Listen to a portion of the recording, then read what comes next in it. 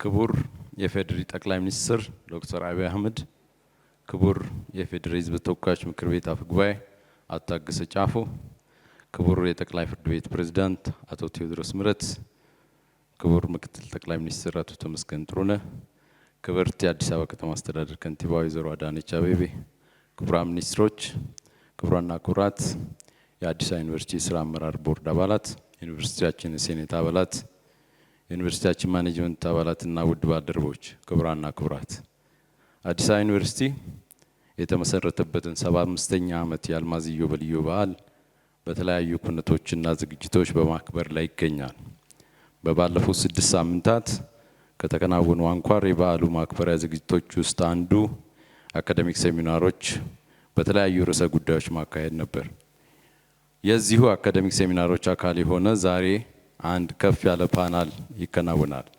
ይህም የአካዳሚክ ሴሚናሮች ማጠናቀቂያ መድረካችን ይሆናል። መደበኛና ሌሎች የአካዳሚክ ውይይት መድረኮች ሁሌም የሚቀጥሉ መሆናቸው እንደተጠበቀ ሆኖ ማለት ነው። ዛሬ በተዘጋጀው በዚህ ሃይ ሌቭል ፓናል የታደማችሁትን ክቡራን እንግዶች እንኳን እንዲሉ ክቡር ፕሮፌሰር ብርሃኑ ነጋ የትምህርት ሚኒስትርና የአዲስ አበባ ዩኒቨርሲቲ ቻንስለር ወደ መነጋገሪያው ጋብዛለሁ። አመሰግናለሁ።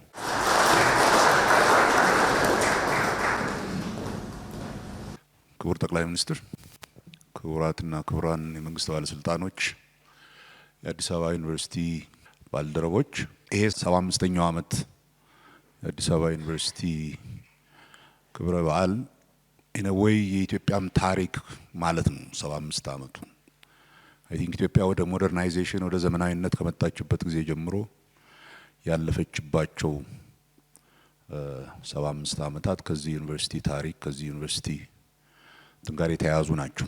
ኢንትረስቲንግ በሆነ መንገድ አክቹአሊ ዓለምም ፈንዳሜንታል የሆነ ለውጥ ያመጣችበት 75 ዓመት ነው። የሁለተኛው የዓለም ጦርነትን ተከትሎ የመጣው ስርዓት አሁን ደግሞ ወዴት እንሄዳለን የሚባል ትልቅ ጥያቄ የተደረሰበት ጊዜ ነው።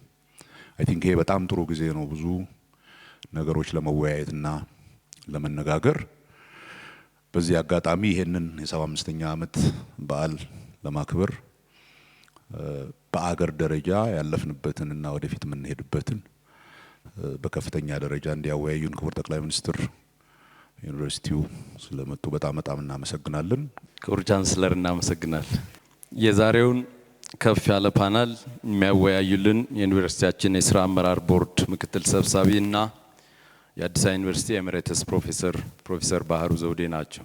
ፕሮፌሰር ባህሩ በአሁኑ ወቅት በአዲስ አበባ ዩኒቨርሲቲ ታሪክ ኤሜሬትስ ፕሮፌሰር ሲሆኑ በተጨማሪም የኢትዮጵያ ሳይንስ አካደሚ መስራች አባል፣ የአፍሪካ የሳይንስ አካደሚ አባል፣ የኢትዮጵያ ታሪክ ባለሙያዎች ማህበር ፕሬዝዳንት ናቸው። ቀደም ሲል ካገለግሉባቸው የተለያዩ ኃላፊነቶች እና እርከኖች መካከል በአዲስ አበባ ዩኒቨርሲቲ የታሪክ ክፍለ ትምህርት ሊቀመንበር፣ የኢትዮጵያ ጥናት ተቋም ዳይሬክተር እንዲሁም ከዩኒቨርሲቲ ውጪ የማህበራዊ ጥናት መድረክ ፎረም ፎር ሶሻል ስተዲስ ስራ አስፈጻሚ እና ዳይሬክተር፣ የኢትዮጵያ ሳይንስ አካደሚ ምክትል ፕሬዝዳንት ተጠቃሽ ናቸው። የአፍሪካ የታሪክ ባለሙያዎች ማህበርና የምስራቃዊና ደቡብ አፍሪካ የማህበራዊ ሳይንስ ምርምር ተቋም ምክትል ፕሬዝዳንት ሆነውም አገልግለዋል። በቦርድ አባልነት ካገለግሉባቸው ተቋማት መካከል የሚከተሉት ይገኛሉ። ማህበራዊ ጥናት መድረክ በሊቀመንበርነት፣ የቅርስ ባላደራ ማህበር ተቀማጭነቱ ዳካር ሴኔጋል የሆነው ትረስት አፍሪካ መልካም አስተዳደር ለአፍሪካ ፎረም፣ እንደዚሁም የምስራቅ አፍሪካ ቅርንጫፍ እና በአዲስ አበባ ዩኒቨርሲቲ በሌሎችም በርካታ ኃላፊነቶች ተወጥተዋል። በረጅም የአካዳሚክ ህይወታቸው ከአዲስ አበባ ዩኒቨርሲቲ ውጪ በአሜሪካና በአውሮፓ በሚገኙ ዩኒቨርሲቲዎች ተጋባዥ ፕሮፌሰር ሆነው አስተምረዋል።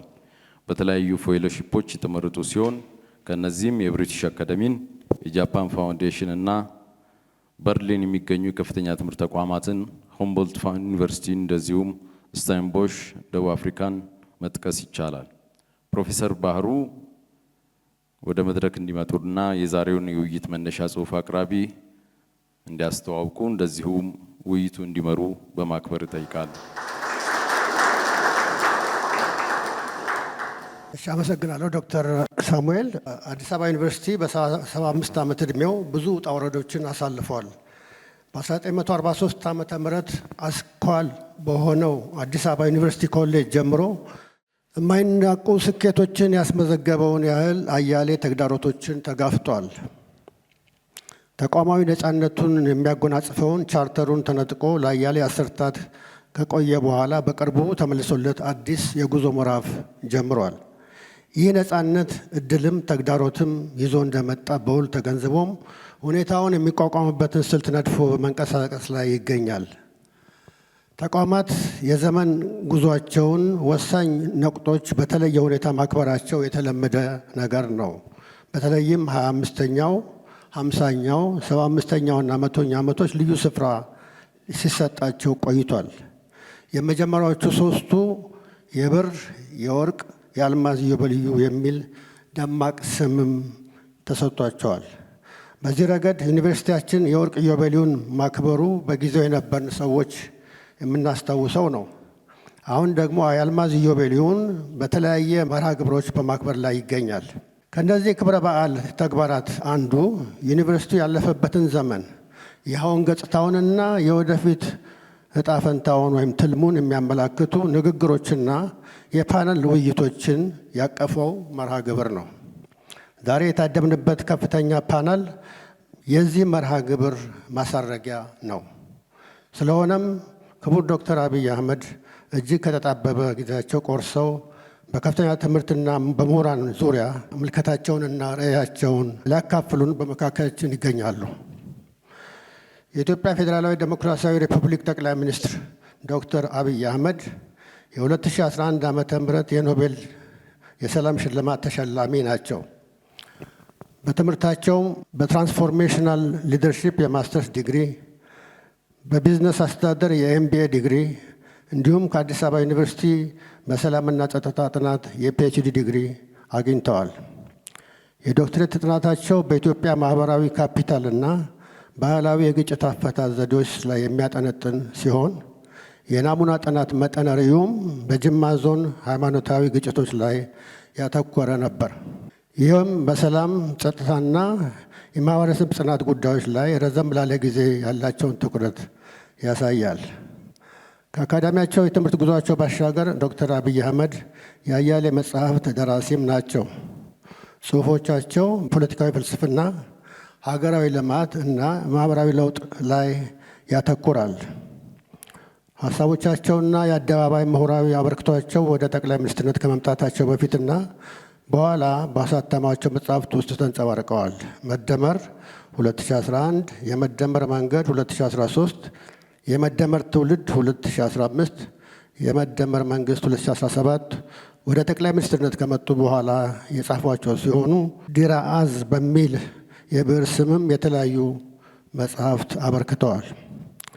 የእነዚህ መጽሐፍት በተለይም የመደመር ተከታታይ እትሞች ግብ ከአጠቃላይ ሀገራዊ ገጽ ጉዳዮቹ ባሻገር የትምህርትን ተደራሽነትን ማስፋት እና የገጠሩን ማህበረሰብ ማካተት ነው። ጭብጣቸውም መማርና ማብቃት ላይ ያተኮረ ነው። እነሆ ዛሬ ደግሞ የምሁራን ሚና በፈጣን ዘመን ፈጠራን ለምትፈልግ ሀገር በሚል ርዕሰ ሀሳብ ጥናታዊ ጽሑፍ ያቀርቡልናል። ይህን ካልኩ በኋላ ዶክተር አብይ ጥናታዊ ጽሑፍ እንዲያቀርቡ መድረክ ጋብዛለሁ። አመሰግናለሁ። ጡረታ ከወጣው በኋላ ደጋግሜ የምመጣበት መድረክ እንደሆነ ተስፋ አደርጋለሁ። ዛሬ አስቀድመው እንድለማመደው ለጋበዙኝ ሰዎች ምስጋና እያቀረብኩ በመጀመሪያ የዚህ ዩኒቨርሲቲ ተማሪዎች፣ አስተማሪዎች፣ አጠቃላይ ኮሚኒቲው የአንጋፋ ተቋም ለ75ኛ ዓመት የምስረታ በዓሉ እንኳን አደረሳችሁ፣ እንኳን አደረሰን። 50ኛውን አክብራችሁ 75ኛው የተቀላቀላችሁ ለ100ኛው ያድርሳችሁ ማለት እወዳለሁ። ዛሬ የማቀርብላችሁ መነሻ ጽሁፍ ምሁር፣ የምሁር አመራር፣ አዲስ አበባ ዩኒቨርሲቲ፣ የኢትዮጵያ ምሁራን ብልጽግናው ላይ ያላቸው ሚና የሚዳስስ ይሆናል። የመጀመሪያው ርዕሴ ቀደም ሲል ፕሮፌሰር እንዳነሱት የምሁራን ሚና በፈጣን ዘመን የሚል ቢሆንም ወደኛ ለማውረድ የምሁራን ሚና ለሀገር ብልጽግና ወደሚል ትንሽ ሞዲፋይ አድርጌዋለሁ። ይህን ሞዲፋይ ያደረኩበት ዋናው ምክንያት ወደ እናንተ ለመምጣት ስሰናዳ አንድ ፈላስፋ ተናገረ የተባለውን ነገር አስታወስኩኝ። ሰዎች በሶስት ካታጎሪ ከፍላቸዋል። ሶስት አይነት ሰዎች አሉ ይላል ፈላስፋ። ገሚሱ ሰው አፍቅሮተ ነዋይ ያለው ነው ይላል። ገሚሱ ሰው አፍቅሮተ ክብር ያለው ሰው ነው ይላል። ገሚሱ ደግሞ አፍቅሮተ ዊዝደም ወይም ጥበብ ያለው ነው ይላል። እና ዛሬ እኔ የመጣሁት ላቨርስ ኦፍ ዊዝደም ወደሚባለው ስብስብ ነው በሚል ተስፋ አይዲያን የማይፈሩ አይዲያን ኢንተርቴን የሚያደርጉ ሰዎች ከሆኑ የተንሳፈፈ ጉዳይ ብቻ ሳይሆን ትንሽ ወረድ ብሎ ወደኛ ሁኔታ ቢመጣ አይከፋቸውም በሚል እምነት በተወሰነ ደረጃ ርዕሱን ሞዲፋይ አድርጌዋለሁ። የምሁራን ሚና ለሀገር ብልጽግና እጅግ ከፍተኛ ሚና ያለው ምሁር በዘርፉ የሚሰጠውን አመራር በተሰጠው ከረንሲ የሚሰጠውን አመራር አውቆ ለይቶ የሚገለገል ሲሆን ነው። ምሁራን የጋራ ትርክት በመፍጠር ምሁራን የበለጸገች ከድህነት የተላቀቀች ኢትዮጵያን ለማየት የሚጠበቅባቸው ሚና ይወጡ ዘንድ ምሁራዊ አመራር መስጠት ይጠበቅባቸዋል። ምሁራዊ አመራርን ከማየታችን በፊት በተወሰነ መልኩ መሪ ማን ነው ማለት ይኖርብናል። መሪ በመጀመሪያ ራሱን ያሸነፈ፣ ራሱን የሚያነጋግር፣ በውስጡ ያለውን ቮይስ እና ኖይዝ መለየት የሚችል፣ ኖይዝ ሰፕረስ እያደረገ ለቮይስ ስፔስ የሚሰጥ፣ ከራሱ ጋር መወያየትና ራሱን ማድመጥ፣ በዚያም ሂደት ራሱን ማሸነፍ ያስቀደመ ሲሆን ነው። ራሱ ጋር መነጋገር ከተለማመደ በኋላ በራስ እና ከራስ መነጋገር በቂ ስላልሆነ ጊዜን ለመዋጀት፣ ጊዜን ለማትረፍ፣ ጊዜ ፈጣን ጋላቢ ፈረስ መሆኑን አውቆ እያንዳንዱን ወቅት ለተገባ ዓላማ ማዋል የሚችል ሲሆን ራሱን ያሸነፈና ጊዜን መጠቀም የሚችል ከሆነ በኋላ ሶስተኛው ምዕራፍ ስለ ሐሳብ ያለው አፍቅሮት፣ ስለ ሐሳብ ያለው መከፈት፣ ሐሳብን ኢንተርቴን ለማድረግ ያለው ዝግጁነት ነው። ሰው ራሱን ካደመጠ፣ ከራሱ ጋር ከተወያየ፣ የጊዜን ዋጋ ከተገነዘበ፣ ለሐሳብ ቦታ ከሰጠ፣ የመጨረሻው ከአንድ ምሁር ኢምፓክትፉል እንቅስቃሴ በፊት የሚቀርበው ነገር ግብ ነው። ዝም ብሎ እንደዚሁ ሐሳብ የሚገበይ የሚሸጥ ሳይሆን የሆነ ነገር ለማሳካት ግብ የሚያስቀምጥ መሆን አለበት። በዚህ ጊዜ በዚህ ሁኔታ እነዚህን ጉዳዮች አሳካለው የሚል መሆን አለበት። ያንን ማድረግ ሲችል ከራሱ አልፎ ሌሎችን ኢንፍሉዌንስ የሚያደርግ፣ ከራሱ አልፎ ሌሎችን መጥቀም የሚችል ይሆናል።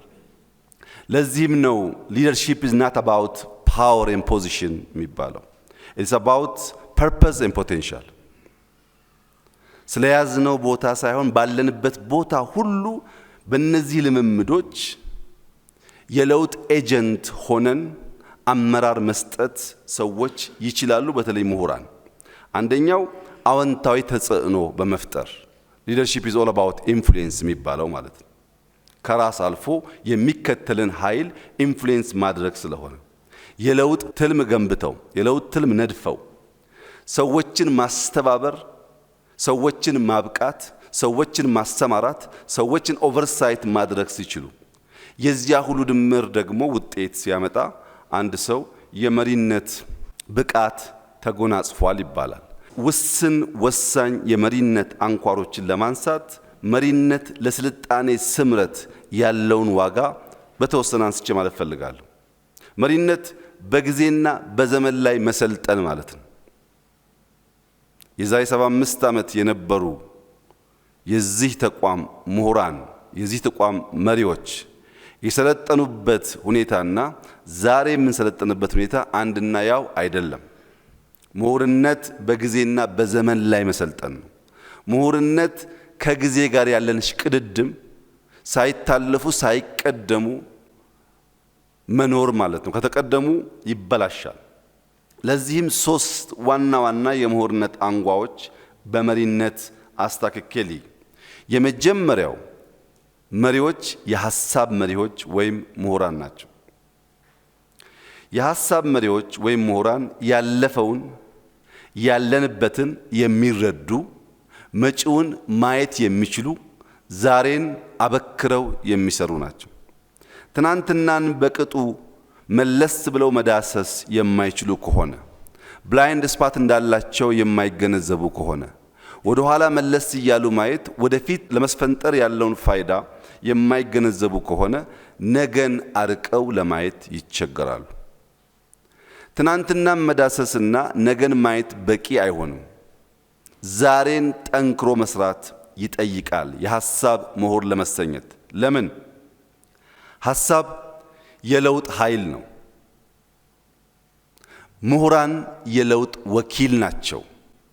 ምሁራን ልክ አንድ ሰው የህዝብ ወኪሉ ነው ተመርጦ ተወክሎ ፓርላማ እንደሚገባው ሁሉ ሐሳብን ወክለው በፖለቲካል አውድ፣ በኢኮኖሚክ አውድ፣ በሰዎች መስተጋብር ውስጥ የሐሳብ ወኪል ሆነው የሚንቀሳቀሱ ኃይሎች ናቸው። ሐሳብ የለውጥ ኃይል ነው። ምሁራን የዚያ ወኪል ናቸው። ውክልናቸውን በወጉ የማይወጡ ከሆነ ውክልናውን በወጉ እንደማይወጣ የህዝብ ተመራጭ ማለት ናቸው። ሁለተኛው ክሪቲካል የአመራር አይነት የተቋም መሪዎች ኢንስቲትዩሽናል ሊደርስ ወይም መንግስት በሚባለው ሊካተት ይችላል። ይሄ የተቋም ለውጥ ቅድም ያነሳዋቸውን የሐሳብ መሪዎች ጥንስስ ተቋማዊ የሚያደርግ ኢንስቲትዩሽናላይዝ የሚያደርግ ኃይል ማለት ነው። ለምሳሌ ሰዎች ከሃንቲንግ ወጥተው በምግብ ራሳቸውን ለመቻል ወደ ግብርና እንቅስቃሴ፣ ወደ ግብርና ቴክኖሎጂ፣ ወደ ግብርና ሙቭመንት ውስጥ የገቡት በሐሳብ ነው፣ በተቋም አይደለም።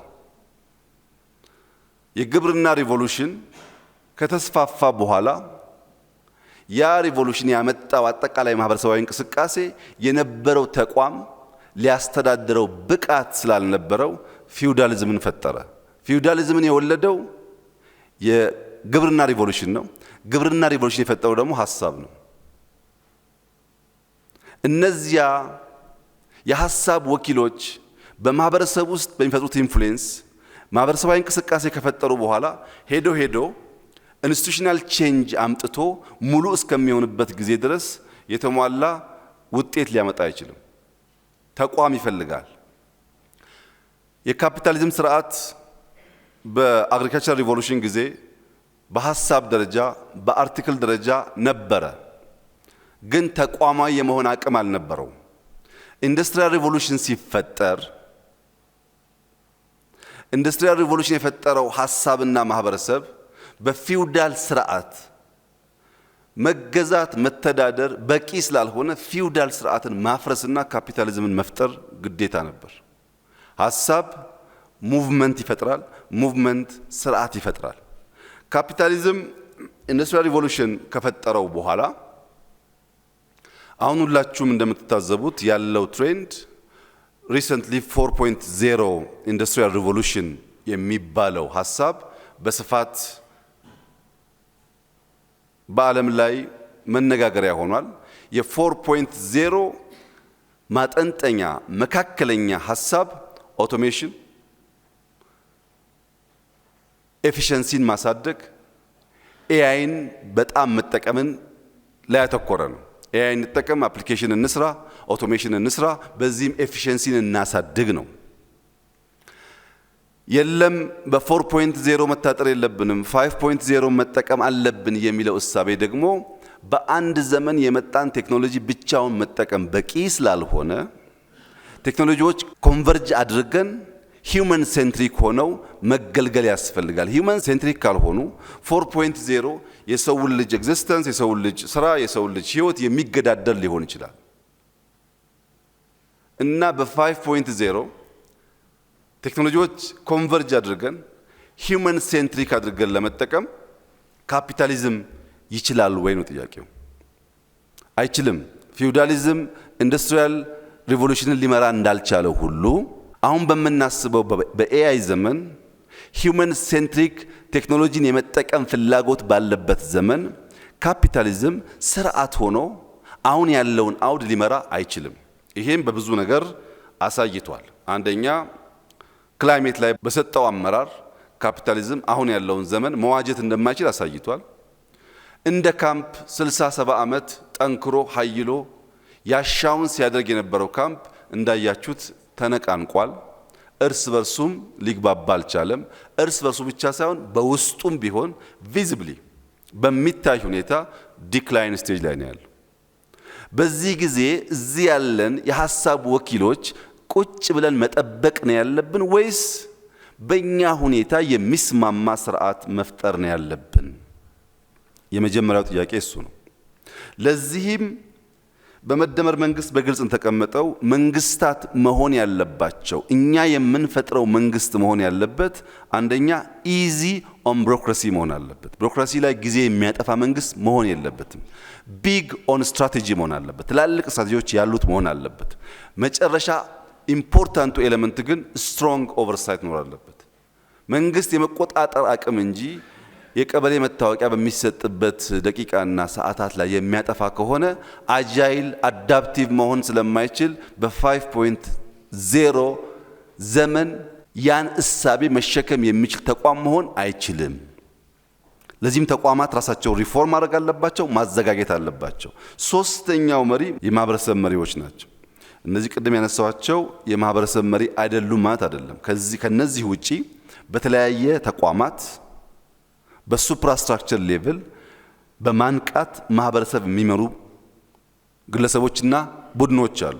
የነዚህ ደግሞ ዋናው ጉዳይ ለለውጥ ክፍት ያልሆነን ማህበረሰብ ለውጥ ኤምብሬስ የማያደርገውን ፖለቲካል ላንድስኬፕ አዳዲስ ነገር እንዲቀበል አዳዲስ ቫልዩ መሸከም እንዲችል ማስተማር ነው። ዲሞክራቲክ ካልቸር መፍጠር ነው። ኢንዱስትሪያል ካልቸር መፍጠር ነው።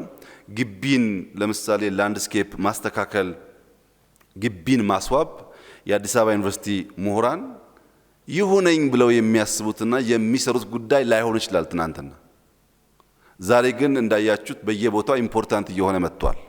እንግዲህ ከዚህ ግቢ ስንወጣ ያለው ላንድስኬፕ እና እዚህ ግቢ ውስጥ ስንገባ ያለው ላንድስኬፕ ይወዳደርና የጥያቄ ምልክት መነሳቱ አይቀርም ማለት ነው። ትናንትና አቴንሽን ላይ ሰጠው ይችላል፣ ዛሬ ግን የግድ ነው። ቢኮዝ አሁን ያለው ዘመን ሂውመን ሴንትሪክ ነው ሲባል ሰዎች በእግራቸው ከሚንቀሳቀሱበት፣ ከሚስቡት አየር፣ ከሚጠጡት ውሃ፣ በከባቢያቸው ካለው ሽታ አይናቸውን፣ ጆሮአቸውን፣ ውስጣቸውን የሚመግቡት ነገር በሙሉ በተቻለ መጠን የተሰናሰለ የተስተካከለ መሆን አለበት የሚል እሳቤ ነው። ለዚህ ማህበረሰብ አንቂዎች ለለውጥ ክፍት የሆነ ማህበረሰብ ለመፍጠር ኃላፊነትና የአመራር ሚና ይጠበቅባቸዋል። የሐሳብ መሪዎች፣ የተቋም መሪዎች፣ የማህበረሰብ መሪዎች የሚደማመጡ፣ የሚሰናሰሉ፣ የሚማማሩ ከሆኑ አሁን ባለንበት ዘመን ውስጥ ተሰብረን ተቀጭተን የምንቀር ሳንሆን ቀና ብለን የምንራመድ እንድንሆን ያስችላሉ። ይሄ እንዲሆን ከነዚህ ሶስቱም በተጨማሪ ፈርዘር የአመራርን ተጽዕኖ የሚገለጥበትን መንገድ በቀለለ መንገድ ነካ አድርጌ ማለፍ እሞክራለሁ። ቅድም እንዳነሳሁት አይዲያ የሐሳብ መሪዎች የሚባሉት ኢንቴሌክቹዋል ሊደርስ ይባላሉ።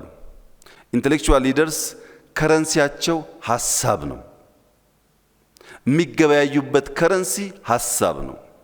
ያንን ከረንሲ በደንብ የማያቅ ኢንተሌክቹዋል ሊደር መሪ ነኝ ቢልም ያሻውን ማሳካት አይችልም። ምንድነው የሚሰራው? በፈጠራና በተቀየረ የልቦና ውቅር ሰውን ለዘመን ማዘጋጀት ነው ስራው። የልቦና ውቅር መቀየር፣ ፈጠራም ማስፋፋት ከረንሲውን በወጉ ባላወቀ ሰው ሊሰራ አይችልም። እግረ መንገድ ለማንሳት ብዙ ጊዜ ሰምታችሁ ሊሆን ይችላል። ኢትዮጵያ ውስጥ አንድ የታዘብኩት ነገር በአይዲያ እና በኦፒኒየን መካከል ያለው ልዩነት በወጉ አለመገንዘብ ነው። እኔ ስላደረግኩት ከረባት እዚህ ካላችሁት 20 ሰዎች 20ቹን ብጠይቅ እያንዳንዱ ሰው የራሱ ኦፒኒየን አለው። እሱ ሀሳብ አይደለም፣ ኦፒኒየን ነው። ኦፒኒየን ለሀሳብ ምንም ፋይዳ የለውም ማለት አይደለም። ፋይዳ አለው፣ ግን ሀሳብ አይደለም። ብዙ ጊዜ ሰዎች በአንዳንድ ጉዳይ ላይ ኦፒኒየን ይሰጡና ሀሳብ ስተን ነበር አልተደመጥንም ይላሉ። ሀሳብ እንደዛ አይደለም። ሀሳብ ሲኩዌንስ አለው። ሀሳብ መነሻና መድረሻ አለው። ሀሳብ የሚያሳካው ግብና አፍተርማት ስለሚያስከትለው ኮንሲኩዌንስ የሚያስቀምጠው ሳይንሳዊ አቅጣጫዎችና መንገዶች አሉ። ኦፒኒየንስ የሰጠ ሰው ሁሉ አልተደመጥኩም ሳይሆን ኦፒኒየን ተሰናስቶ ተደምሮ ከዛ ውስጥ ሀሳብ ሊወለድ እንደሚችል ማሰብ ያስፈልጋል። ይሄ ብዙ ጊዜ የምታዘበው ነገር ነው። ሁለተኛው መሪ ገቨርንመንት ሊደርስ ናቸው። የነዚህ የገቨርንመንት ሊደርስ ከረንሲያቸው ደግሞ ሌጂቲሜት ስልጣን ነው። በህዝብ ውክልና የተሰጠ ሌጂቲሜት ስልጣን። ሌጂቲሜት ስልጣን ያለው ሰው በፖሊሲ፣ በአይዲያ፣ በኢምፕሊሜንቴሽን ሊመራ ይችላል። ያ የሚሆነው ግን ቅቡልነት ያለው ሲሆን ነው። ሶስተኛው ቢዝነስ ሊደር ናቸው። የነዚህ ከረንሲ ደግሞ ገንዘብ ነው። በገንዘባቸው ኢንቨስት በማድረግ ኢኮኖሚክ ኢምፓክት በማምጣት በመቅጠር ግብር በመክፈል ችግር ሲያጋጥም በማገዝ ባላቸው ሪሶርስ አመራር ይሰጣሉ። አራተኛው ሪሊጂየስ ሊደር ናቸው። ከረንሲያቸው ሞራል ነው። ይሄንን ከረንሲ ስተው ሪሊጂየስ ሊደርስ የሐሳብ መሪ እንሆናለን ወይም የገንዘብ መሪ እንሆናለን ሲሉ ይበላሻል ነገሩ። የነሱ መገበያያ ከረንሲ ሞራል ነው። በዚህም የወል እሴት ይገነባሉ፣ ኮንሽስነስ ላይ ይሰራሉ። ያን ማድረግ ሲችሉ አመራሮች በየዘርፋቸው ባላቸው ከረንሲ የሚጠበቅባቸውን እያደረጉ ስለሚሆን ሲሰናሰል በሀገር ላይ ለውጥ ያመጣል። ሚዲያ ሊደርስ ከረንሲያቸው ኢንፎርሜሽን ነው። ዲስኢንፎርሜሽን አይደለም፣ ኢንፎርሜሽን ነው። ዲስኢንፎርሜሽን ሲሆን ለአንድ ቀን፣ ለሁለት ቀን፣ ለሶስት ቀን ይደመጡና ከዚያ በኋላ ጥያቄ ምልክት ውስጥ ይገባሉ። በዚያ ምን ያደርጋሉ? ናሬሽን ይገነባሉ፣ አዌርነስ ይፈጥራሉ፣ የወል ትርክትን ይሰራሉ፣ ህዝብን ያነቃሉ፣ ያሰናዳሉ፣ ያዘጋጃሉ። ምን ሲሆን? ኢንፎርሜሽን። የኢንፎርሜሽን ቤዙ ዳታ ነው። ፕሮፐር ዳታ ኮሌክሽን ሳይኖር ሰው ቁጭ ብሎ የሆነ ነገር በመንደፍ ብቻ በመናገር ናሬሽንን መገንባት አይችልም። ኮንሲስተንት ስለማይሆን የነቃና ፍላጎቱን ለመጠበቅ የሚችል ማህበረሰብ ሊፈጥርም አይችልም። ለጊዜው ሳውንድ ባይት ሊፈጥር ይችላል። የሚዲያ ሊደርስ ከረንሲያቸው ኢንፎርሜሽን መሆኑን ካወቁ የኢንፎርሜሽን ቤዝ ደግሞ ዳታ ነው። እያንዳንዷን ዳታ አስተናስለው አናላይዝ አድርገው በሚሰጡትና በማይቋረጥ እውነት ውስጥ ነው ኢንፍሉዌንስ ማድረግ የሚችሉት። ኢንዱስትሪያል ሊደር ደግሞ ከረንሲያቸው ቴክኖሎጂ ነው። ይፈጥራሉ፣ የኑሮ ዘይን ያቀላሉ፣ ይፈጥራሉ፣ የመንግስታት የአሰራር ዘይን ያቀላሉ። ያን ሲያደርጉ አመራርነታቸው ይረጋገጣል። ታዲያ ያለው ችግር ምንድን ነው? ከረንሲ ሚስዩዝ ነው ያለው።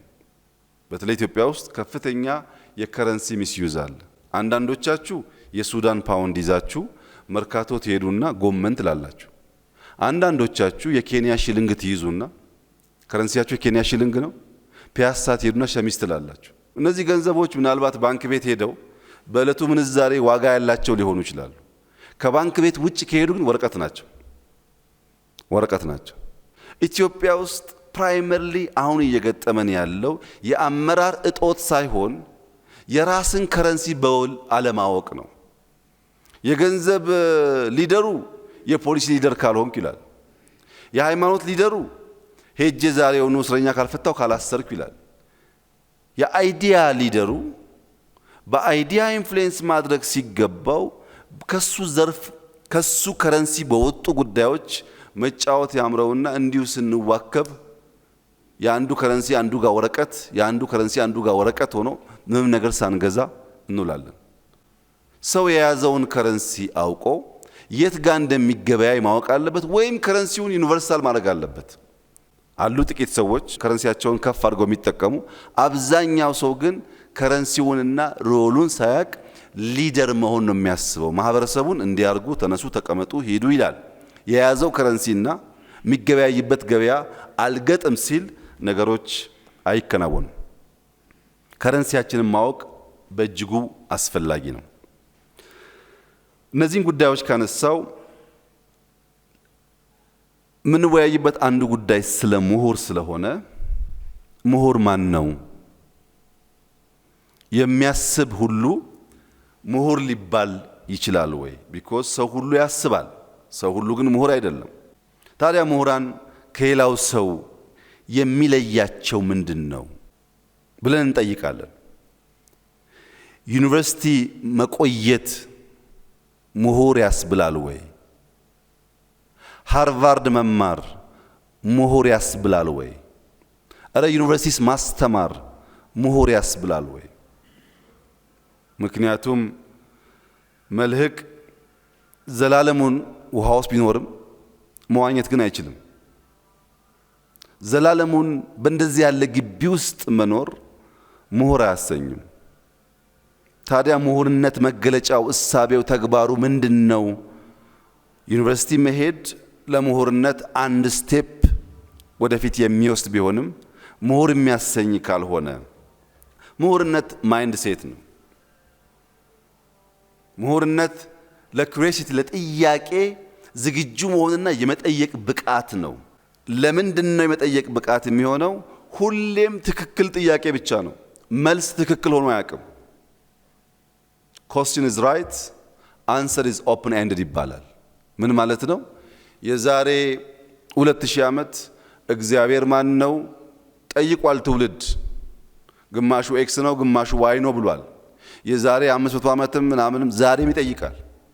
ጥያቄው ይቀጥላል። መልሱ ግን እንደየዘመኑ እንደየሰው ዕውቀት እንደየሰው አረዳድ ይለያያል፣ አንድ አይደለም። ወይም ሎንጂቪቲ የኛ አንሴስተርስ በእድሜ ማጠር ምክንያት ቻሌንጅ ስለነበሩ እድሜ ማርዘምን እንደ ዋና ጥያቄ አድርገው አንስተዋል። አንዳንዱ ጤና አዳም በውሃ መጠጣት እድሜ ያረዝማል ብሎ መልሷል። ግን ይሄ መልስ ኦፕን ኤንድድ ነው። የለም ተጨምቆ መሶቢላ ጋር ሆኖ መድኃኒት ሆኖ የሚል ሐሳብ በየዘመኑ እንደየእድገት ደረጃችን።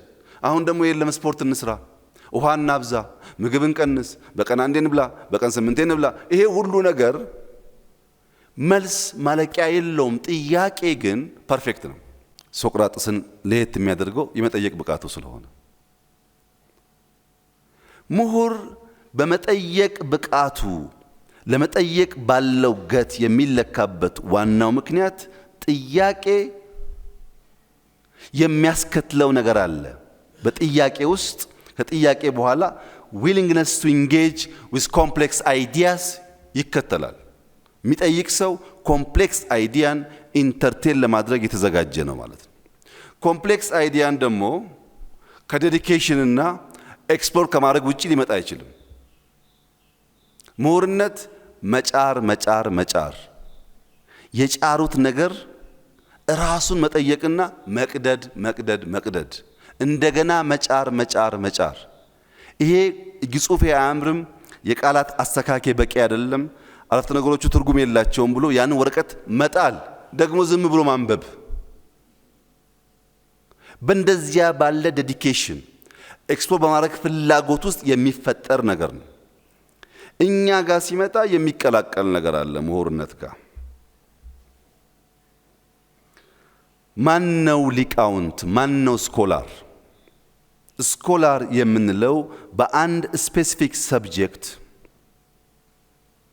በባዮሎጂ የተማረ ያነበበ ያስተማረ የተመራመረ ሰው ከሆነ ስለ ባዮሎጂ እሱን እንጠይቀው ይባላል። ስኮላር ነው። አንድ ሰው በኮምፒውተር የተማረ የተመራመረ ያስተማረ ኮድ የጻፈ ከሆነ ኮምፒውተር ነክ ነገር ሲገጥመን እሱን እንጠይቀው እንላለን። ስኮላር እሱ ነው። ይሄ ስኮላር ኢንተሌክቹዋል የሚሆነው ምሁር የሚሆነው መቼ ነው? ከራሱ ዲፓርትመንት ባሻገር፣ ከባዮሎጂ ባሻገር በፖለቲካል ዲስኮርስ ውስጥ ከፍ ከፍ ባሉ ጥያቄዎች ሰብሰብ ባሉ ማህበረሰብ በተለያየ ዲሲፕሊን ውስጥ ባለፉ ሰዎች ውስጥ ሐሳብ ኢንተርቴን ማድረግ ሲችል የተሰናሰለ ሐሳብ መስጠት ከዚያ የሚመጡ ቻሌንጆችን መቀበል እነሱም ማስተናገድ ሲችል ከዲፓርትመንት ሲወጣ ከአንድ ሰብጀክት ማተር ሲወጣ በማህበረሰብ ሁለንተናዊ ዲስኮርስ ውስጥ ጠብ የምትል ነገር የሚያኖር ሲሆን ያኔ ኢንተሌክቹዋል ይባላል። እኛ ሀገር እንደዛ ነው ወይ የሚለው እናንተ ጠይቁ፣ እዛው መልሱ። ሶስተኛው ልሂቃን ናቸው። አይ ቲንክ ኢትዮጵያ ውስጥ ሪሰንትሊ በጣም የቀለለው ተርሚኖሎጂ ኤሊትስ ነው። ኤሊት ማለት በማንኛውም ፊልድ ዲስፕሮፖርሽኔት የሆነ አማውንት ኦፍ ዌልዝ፣ ፓወር፣ ኦቶሪቲ፣ ፕሪቪሌጅ ያገኙ ሰዎች ማለት ነው። በጣም ጥቂቶች ናቸው። እዚህ ውስጥ ኤሊት በጣም ጥቂት ነው። ኢንተሌክቹዋልስ ቀጥሎ ሊኖሩ ይችላል። ስኮላርስ ብዙ ሊኖሩ ይችላሉ። ኤሊት በጣም ጥቂቶች ናቸው። ጥቂት የሚያደርጋቸው ምንድን ነው? ፌር ያልሆነ ሼር፣ ላይን ሼር ከዚያ ስፔሲፊክ ኤሪያ የወሰዱ ማለት ነው። ለምሳሌ ኃይሌ ገብረስላሴ የሩጫ ኤሊት ነው። ደራርቱ የሩጫ ኤሊት ናት። ጥሩነሽ የሩጫ ኤሊት ናት።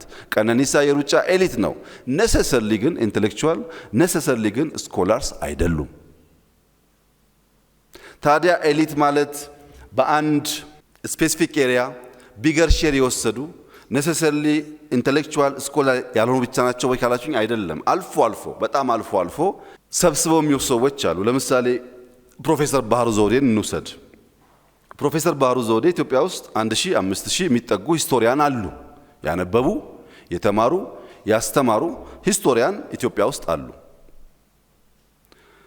እኚህ ምሁር ሂስትሪ ኦፍ ሞደርን ኢትዮጵያ ብለው ለ140 ዓመት ገደማ ከ1855 እስከ 1991 ገደማ ያለውን የኢትዮጵያ ጉዞ ወደ ኋላ በወፍ በረር ብላይንድ ስፖቶቻችን እንድናይ በከፍተኛ ጥረት አንድ ድልብ ሰነድ አውጥተዋል። ያን ሰነድ ያየ ሰው ከሞላ ጎደል ኢትዮጵያ ምን አይነት ስርዓት እንደነበራት፣ ምን አይነት መንግስታት እንደነበሯት፣ እነማን ምን እንዳደረጉ የተወሰነ ግንዛቤ ያገኛል። እኚሁ ሰው ፓይነርስ ኦፍ ቼንጅ ኢን ኢትዮጵያ ብለው ይህ ዩኒቨርሲቲ ኮሌጅ በነበረበት ወይም ከመሰረቱ በፊት ወደ ተለያየ ሀገር በተለያየ መንገድ ሄደው ተምረው ያዩት የተማሩትን ጉዳይ ኢትዮጵያ ውስጥ ለማምጣት ኢትዮጵያ ውስጥ ሪፎርም ለማካሄድ ስለሞከሩ ሰዎች ስለገጠማቸው ቻሌንጅ የካልቸር አይዲያውና ካልቸሩ ያለበት ሾክ የመሳሰሉ ጉዳዮች የሚዳስስ ሰነድ ሰንደዋል። በዛም ሳይወሰኑ the quest for socialist utopia ብለው የተማሪዎች ሙቭመንት ኢትዮጵያ ውስጥ ምን አይነት እንቅስቃሴ እንደነበር አሳይተዋል።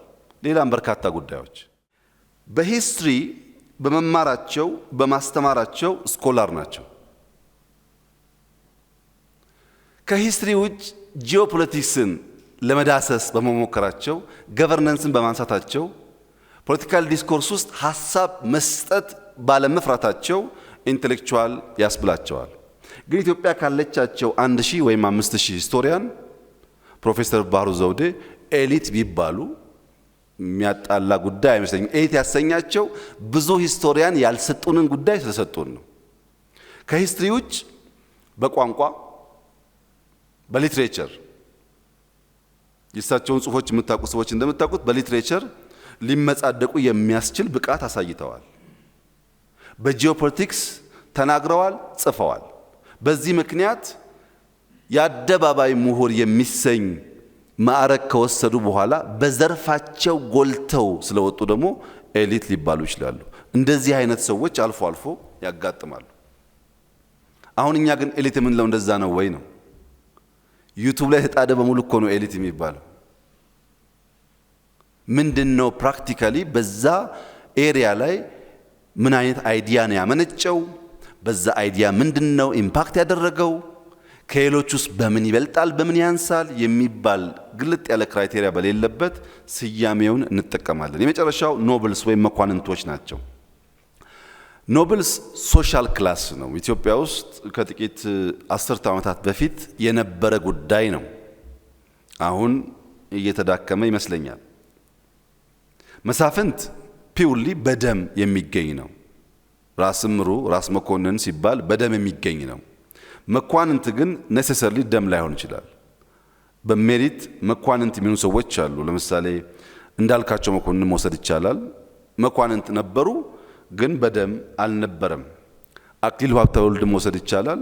መኳንንት ነበሩ ግን በደም አልነበረም። ወይም ሀብቴ አባመላም መውሰድ ይቻላል። መኳንንት ነበሩ ግን በደም አልነበረም። በሜሪት ያንን ታይትል የሚያገኙ ሰዎች በዚያም ኢንፍሉዌንስ የሚያደርጉ ሰዎች ነበሩ። አሁን በመካከለኛው ምስራቅ በስፋት ሊደርስ ሴግመንት ኦፍ ሶሳይቲን ኢንፍሉዌንስ የሚያደርጉ ኃይሎች ኖብልስ ናቸው። የወደቀ ነገር አይደለም። እኛ የት ውስጥ እንደምንኖር በትክክል አውቀን ከረንሲያችን ለይተን መጠቀም ስንችል እምብዛም ጭቅጭቅ ላይ ፈጠር ይችላል። አልያ ግን ሁሉም እየተቀላቀለ ስሞቹን በሚወስድበት ሰዓት ኮንፊውዥን ብቻ ሳይሆን መግባባት እና አብሮ መስራት ያስቸግራል። በተለይ ብናየው የምፈልገው ጉዳይ የምሁርነትና ብልህነት ጉዳይ ወይም ኢንተሌክቹዋል ቨርሰስ ኢንተሊጀንስ ላይ ያለው አንደርስታንዲንግ ነው። ምሁርነት ቅድም እንዳነሳሁት ውስብስብ ጉዳዮች ለመዳሰስ መሞከር፣ ያን ሐሳብ ለመናገር፣ ለማድመጥ፣ ለመጠየቅ መዘጋጀት ፕራይመርሊ አይኪው ላይ የሚሰራ ስራ ነው። በአይኪው ግንባታ ላይ የሚሰራ ስራ ነው። ብልህነት ከአይኪው ይሻገራል። ኢሞሽናል ኢንተለጀንስን ያቅፋል። ሶሻል ወይም ስፒሪቹዋል ኢንተለጀንስን ያቅፋል። አይኪው ላይም ይሰራል። ይሄም ተቀላቅሎ የምንቸገርባቸው ጊዜ በርካታ ናቸው። ኢንተለጀንስ ኢዝ ካፓቢሊቲ ነው። ኦን ዲ አዘር ሃንድ ኢንተሌክቹዋል ያን ካፓቢሊቲስ እንዴት ወደ አክሽን እንደምንቀይር የሚገራን ነው። ይሄን በምሳሌ ለማሳየት ለምሳሌ አይዛክ ኒውተንን እንውሰድ። አይዛክ ኒውተን ክላሲካል ሜካኒክስ ላይ በፊዚክስ እና በማትስ ከ16ኛው አጋማሽ ጀምሮ for the last 400 plus years continuously foundational የሆኑ ሐሳቦች ያልተቆራረጠ በየጊዜው እያደገው ቴክኖሎጂ ያደገ ሐሳቦች በlaw of motion በlaw of universal gravitation በኦፕቲክስ ደግሞ the rule of light ካልኩለስ የመሳሰሉትን ሰጥቶናል። ካልኩለስ የሰጠን 1665 ነው። አይዛክ ኒውተን ካልኩለስ ከሰጠን በኋላ የነበረው እድሜ 26 ዓመቱ ነው። ይሄን ሁሉ ነገር ሲፈጥር ይሄ ሰው አንደር 30 ነበረ። ለ60 ዓመት ያነበብን ሰዎች ለ70 ዓመት ያነበብን ሰዎች ያልፈጠርነውን ነገር ከፈጠረ ይሄ ሰው በዛ እድሜው ብዙ አንብቦ ኢንተሌክቹዋል ስለሆነ ነው ብለን ማሰብ አንችልም። ኦፍ ኮርስ ኢንተሌክቹዋል ነው፣ ግን ኢንተሊጀንቱን በተለየ መንገድ መጠቀም የቻለ ሰው ነው። ቢኮዝ በ20 ምናምን ዓመት የሚነበበውን 70-80 ዓመት አንብበው ሰዎች መስራት ካልቻሉ አንደኛው ኢንተሊጀንስ ብቻውን እንደዚያ ላለ ወጣ ላለ ዕውቀት አስቻይ አይሆንም ማለት ነው። ሁለተኛ አልበርት አንስታይን እንውሰድ። አልበርት አንስታይን የሪላቲቪቲ ቲዮሪን ዲፋይን ሲያደርግ 26 ዓመቱ ነው። በ26 ዓመቱ አንደር 30 እያለ የፈጠራቸውን ጉዳዮች በኋላ ከፈጠራቸው ጋር አታወዳድሩትም። ብዙ ካነበበ በኋላ እና በ26 ዓመቱ ኢንተሌክቹዋል ስለነበረ በጣም አንብቦ ነው እዛ የደረሰው ቢባል አይደለም። ኦፍ ኮርስ ኢንተሌክቹዋል ነው፣ ግን ከኢንተሌክቹዋል በተጨማሪ ኢንተሊጀንሱን በብቃት መጠቀም የቻለ ሰው ነው። አሌክሳንደር ዘ ግሬት ያን የሚያክል ኢምፓየር የፈጠረው 30 ዓመት ሳይሞላው። ኢምፓየር ለመፍጠር ከኖርዝ አፍሪካ አውሮፓን በከፊል የሚያክል ሀገር ለመፍጠር የ30 ዓመት ንባብ በቂ ነው ወይ? ምንም አስተማሪው አርስቶትል ቢሆንም ኢንቴሊጀንስ መጠቀም ካልተቻለ አይሳካም። ሜሪ ኩሪ የራዲዮ አክቲቭ ዲፋይን ስታደርግ 30 ዓመቷ ነው። ኖቤል ፕራይዝ ዊን ስታደርግ 36 ዓመቷ ነው። በ30 ዓመቷ ራዲዮ አክቲቭን ዲፋይን ያደረገች አንዲት ኢንቴሊጀንት ሴት 60፣ 70፣ 80፣ 90 ዓመት ሰዎች በዚያ ዙሪያ አንብበው በዚያ ዙሪያ ተነጋግረው አስተምረው ራዲዮ አክቲቭን ወደ ቴክኖሎጂ ለመቀየር አሁንም ቻሌንጅ አለ። የሷ ቴክኖሎጂ ባይኖር ኖሮ ኒውክሌር ሪአክቲቭስ ሂት ኢነርጂ፣ ኤሌክትሪክ ኢነርጂ እንዴት እንደሚፈጥሩ የራዲዮ አክቲቭ ዲኬይን ማወቅ አይቻልም ነበር በ30 ዓመቷ። እንደዚህ ያለውን ኢንቴሊጀንስ ኤምብሬስ የሚያደርግ አንደርስታንድ የሚያደርግ የምሁር ማህበረሰብ ካልተፈጠረ በስተቀረ ባነበብናቸው መጽሐፍት ባጠራቀምናቸው ወረቀት ልክ ብቻ የሚለካ ከሆነ ዘመን ቀያሪ ትውልድ አሻጋሪ ማርሽ ቀያሪ የሆኑ እሳቤዎች ኢኖቬት ማድረግ አይቻልም። ይህንን ሁላችሁ የምትገነዘቡት ቢሆንም በየቀኑ የምንኖረው መሆን አለበት። ችግር ስለሆነ ኢትዮጵያ ውስጥ እዚህ አብርሆት ላይብራሪ ህፃን ልጅ ሮቦት ለመስራት ሞክሮ ድሮን ለመስራት ሞክሮ ያሳየኝ ልጅ አለ።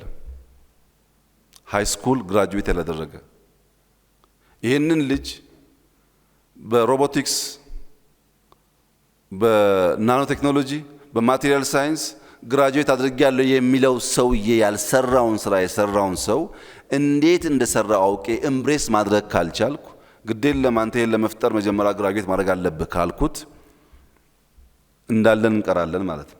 የምሁርነት መገለጫው ምንድነው? ምሁርነት ሐሳብ አክባሪ ሐሳብ አፍቃሪ መሆን አለበት። ጥልቅ አሰላሳይ ብዙ ጠያቂ መሆን አለበት። አንባቢ ነቃሽ ተንታኝ መሆን አለበት። ችግር ፈቺና ያነበበውን ያደረጀውን ዕውቀት ወደ ተግባር ቀይሮ የማህበረሰብን የኑሮ ዘዬ የሚያቀል መሆን አለበት። ክሪቲካል ቲንከርስ ነገሮችን ከተለመደው መንገድ በተለየ መልኩ የሚያዩ መሆን አለባቸው። ውስብስብ ጉዳዮች፣ ብዙ ጋሬጣ፣ ብዙ ችግር፣ ብዙ ቻሌንጅ የሚደረደርባቸውን ጉዳዮች ለመፍታት ለመተንተን ብቃት ያላቸው ዕውቀትን ወደሚጨበጥ ተግባር መቀየር የሚችሉ መሆን አለባቸው። ላቨርስ ኦፍ አይዲያስ ኦር ዊዝደምስ አዝ አን ኤግዛምፕል ብዙ ጊዜ የሚነሳው ፕሌቶ ነው። ፕሌቶ እንደምታውቁት በነበረበት ዘመን ቤተሰቦቹ ከሞላ ጎደል ሻል ያለ የደረጀ ኑሮ ያላቸው የሚባሉ ናቸው። በዚያ በቤተሰብ በሀብት በተለመደው መንገድ ከመሄድ ይልቅ ጠያቂውን ሶቅራጥስ መከተል ፈለገ። የሶቅራጥስ ሕይወት በጥያቄ የተሞላ ነው። በኑሮ ደረጃ ከቤተሰቡ ያነሰ ነው።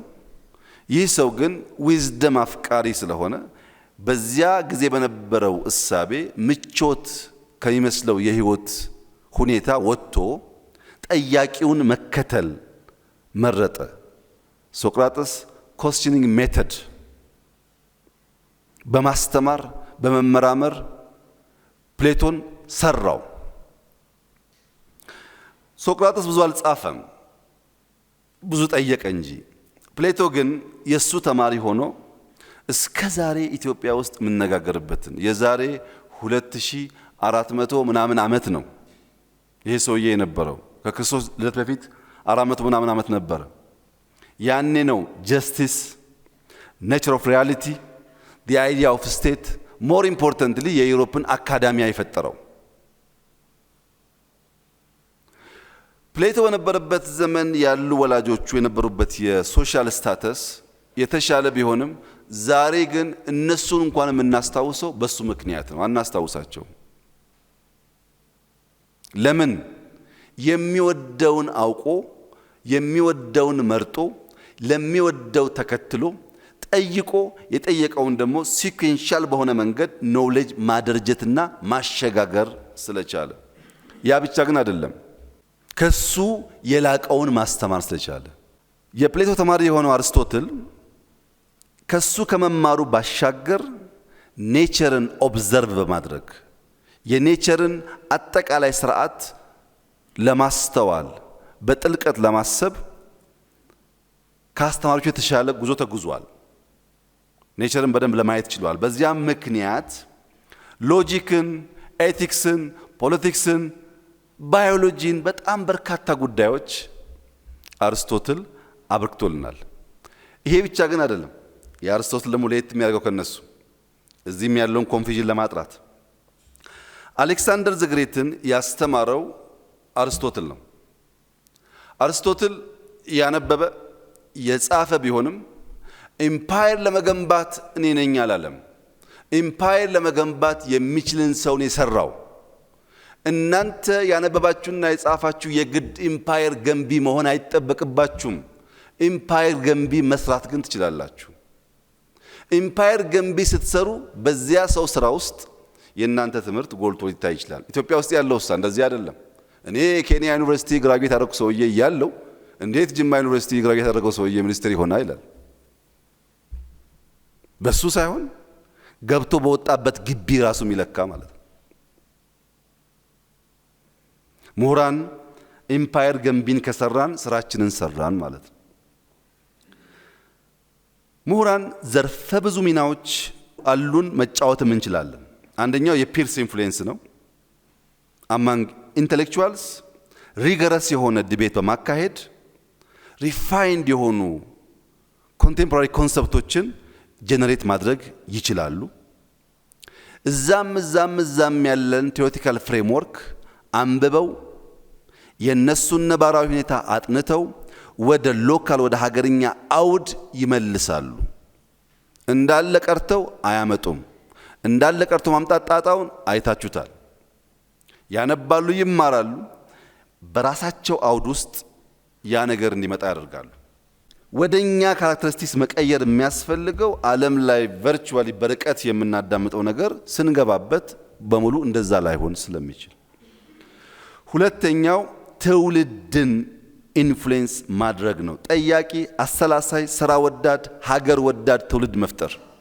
በረባ ባረባው የሚሸሽ በረባ ባረባው ልውጣ የሚል ሳይሆን በፈተና ውስጥ አልፎ ሀገር የሚሰራ ትውልድ መስራት ነው። ሶስተኛው ማህበረሰብን የሞራል ኮምፓስ እንዳይስት ኤቲካል ጋይድ ሆነው በተለይም ኮምፕሌክስ ቫልዩስን ግራፕል እንዲያደርግ ማህበረሰብን ማንቃት ማስተማር ሌላው ስራቸው ነው። አስኳሉ የሚያገለግሉበት ስራቸው ነው። እንደዚሁ ላይ በሚመለከት ሼልፍ ላይ ያሉ ንድፎች ወደ ተግባር እንዲቀየሩ ሐሳቦች አሉ፣ ጽሁፎች አሉ። ያ ግን ወርዶ ወደ ተግባር እንዲቀየር የማድረግ ስራ ነው። በግሎባል ትሬንድ ደግሞ ቅድም እንዳልኩት ኢመርጂንግ ትሬንድስ በማየት በማንበብ በማወቅ ወደኛ ወደ ሀገርኛ ቋንቋ ወደ ሀገርኛ አሰራር በመመለስ የግሎባል ትሬንድን የሚከተሉ መሆን አለባቸው። ለዚህ ሁሉ ውስጥ ዘርፈ ብዙ ሚና ነው ያላቸው ማለት ነው።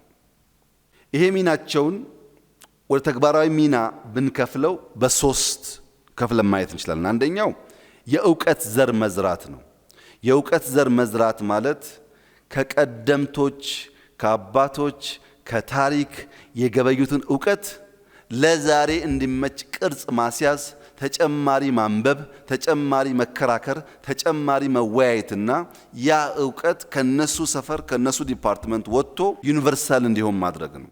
የእውቀት ዘር ጠብ ካለ በኋላ ጊዜውን ጠብቆ ዩኒቨርሳል ይሆናል። ለዚህ ጥሩ ምሳሌ ደግሞ ዲ100ስ ሞንኪ ኢፌክት የሚባለው ነው። ዲ100ስ ሞንኪ ኢፌክት 1950s በጃፓን ኮሺሚ በምትባል ደሴት የሚኖሩ ሞንኪስ ነበሩ። ከነዚህ ሞንኪ መካከል አንደኛው ሞንኪ አንድ ቀን ጠዋት ተነስቶ ስኳር ድንች አጥቦ ይበላል። ከዚያ በፊት አጥቦ አይበሉም፣ አንስቶ ይበላሉ። ማን እንዳስተማረው ማን እንደነገረው አይታወቅም። አንስቶ አጥቦ ይበላል። ከተወሰነ ጊዜ በኋላ ሁለተኛው፣ ሶስተኛው፣ አራተኛው እያለ እዛ ደሴት ላይ ያሉ ዝንጀሮች በሙሉ በእነሱ አገላለጥ መቶኛው ዝንጀሮ ጭምር እያጠቡ መብላት ባህላቸው ይሆናል። ቤት በደሴት ውስጥ መቶኛው ዝንጀሮ ማጠብ ከጀመረ በኋላ ከደሴት ውጪ ሌላ ቦታ ሄዶ ያሉ ዝንጀሮች ሲያዩ እነሱም እያጠቡ መብላት ጀምረዋል። ይሄ 1950s የሚወራ ታሪክ ነው። ታውቁት ይሆናል ሐሳቡን። ከኮሽሚ ደሴት ውጭ ያሉ ዝንጀሮች እንዴት በሉ የሚለውን ቴሌፓቲክ ሊሆን ይችላል። ወይም አንድ እውቀት ተዘርቶ የሆነ ቦታ ከደረሰ በኋላ የመዳረስ አቅም አለው የሚል ድምዳሜም ይሰጡ ሰዎች አሉ። እነዚህ የእውቀት ዘር የመዝራት ጉዳይ ዩኒቨርሳል እስከሚሆን ስንሄድበት የለውጥ አቅጣጫን የመቀየስ ያሰብነውን የመተግበር ለለውጥ ለዝመና የሚሆን ሐሳቦች፣ ዘዴዎች፣ እሴቶች ከፈጠርን በኋላ ያ ዩኒቨርሳል እስከሚሆን የሚወስድ ጊዜ ቢኖርም ዘሩ ግን ወሳኝ ሚና ይጫወታል። ከዘሩ በኋላስ ያ የለውጥ አቅጣጫ ያ ዘር የለውጥ አቅጣጫ ትራክ ከያዘ በኋላ ማህበረሰብ ውስጥ የፈጠረውን የእውቀት ጥግታ ለማወቅ ማስተማር፣ የሞራል ደረጃን ከፍ ማድረግ፣ ምክንያታዊ እሳቤን ማጉላት፣ ማህበረሰቡ የዛን ዘር የዛን የለውጥ አቅጣጫ ተሸካሚ እንዲሆን ማድረግ ይጠይቃል። ይህ እንዲሆን የለውጥ አቅጣጫን የምንቀይስ ዘር የምንዘራ ሰዎች የፈጠራ ባህል፣ የሥራ ባህል፣ የዴሞክራሲ ባህል፣ የሲቪክ ባህል፣ የጽዱ ከተማ ባህል እኛ ስላሰብን እና ስላወራን ኦቨርናይት የሚሆን ከመሰለን አይሳካም። ያቺ የመጀመሪያዋ ዝንጀሮ 100 ጋር እስኪደርስ ረጅም ጊዜ ወስዶባታል። 100 ጋር ከደረሰ በኋላ ግን የማታቀው የማትደርስበት ቦታ ሁሉ ደርሷል። ለምሳሌ እዚህ ሀገር የጀመርነው የኮሪደር ዴቨሎፕመንትን ብንወስድ ገና ነው። ዘ100 ሞንኪ አልደረሰም፣ ገና ነው። ሲደርስ ግን እንዴት ብሎ ሌሎች አፍሪካ ሀገሮችን ኢንፍሉዌንስ እንደሚያደርግ ከኛ ቁጥጥርና ልፋት ውጭ ሊሆን ይችላል። በማናቀው መንገድ ያ እሳቤ፣ ያ አሰራር፣ ያ ፍልስፍና ቦታ ይዞ ጥቅም ላይ ሊውል ይችላል። ያ እስኪመጣ ግን በትጋት ሳናቋርጥ ኮንሲስተንትሊ በመትጋት ማረጋገጥ ይኖርብናል። ምሁራን ልዩ ልዩ ዘርፍ ከመንካታቸው በተጨማሪ ቲንኪንግ ላይ ለይቶ ለማን ምን አይነት ቲንኪንግ ያስፈልጋል የሚለውን እንደ ዘር መዝራት ይፈልጋል። ሁሉም ቲንኪንግ አንድና ያው አይደለም።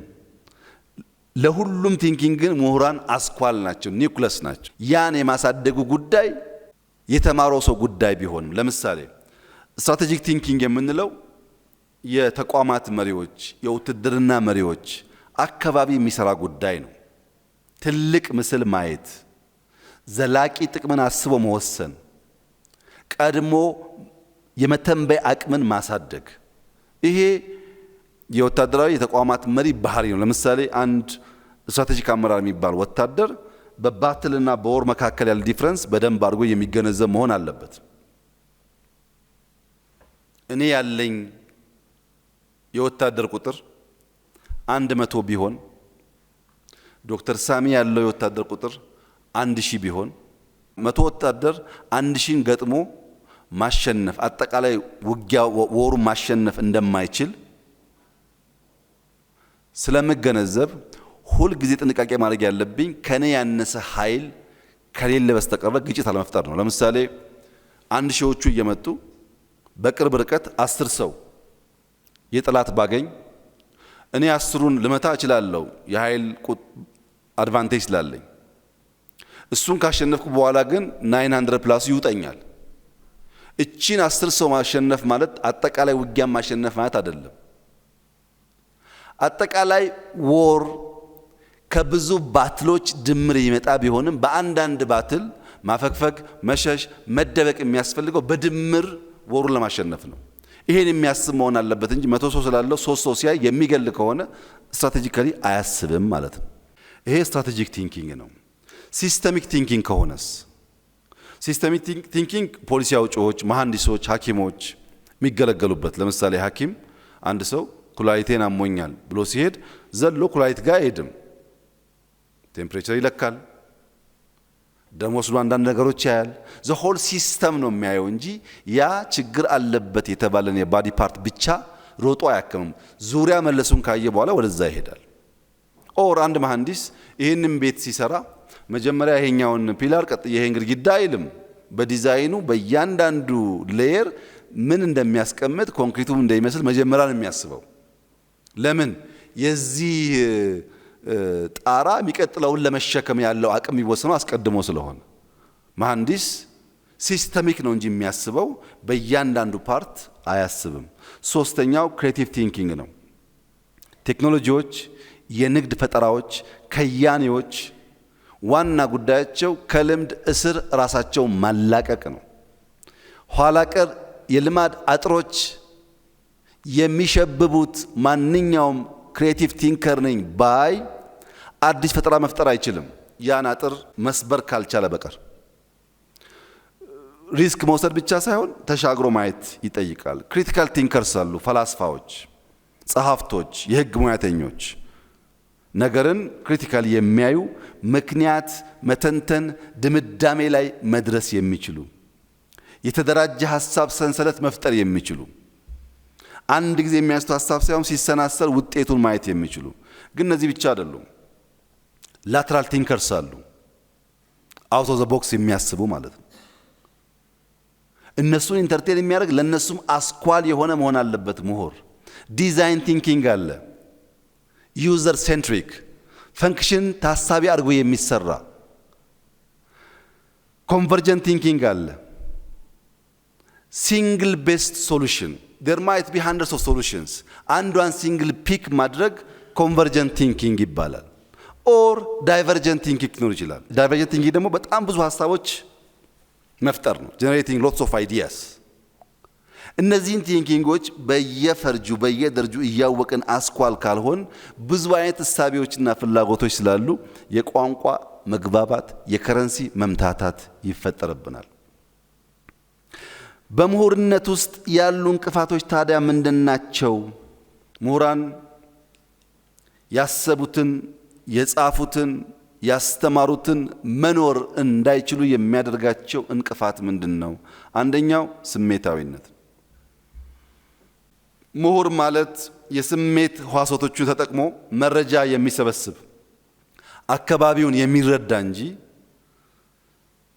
በስሜት ኢሞሽናሊ ቻርጅድ የሆነ ማለት አይደለም።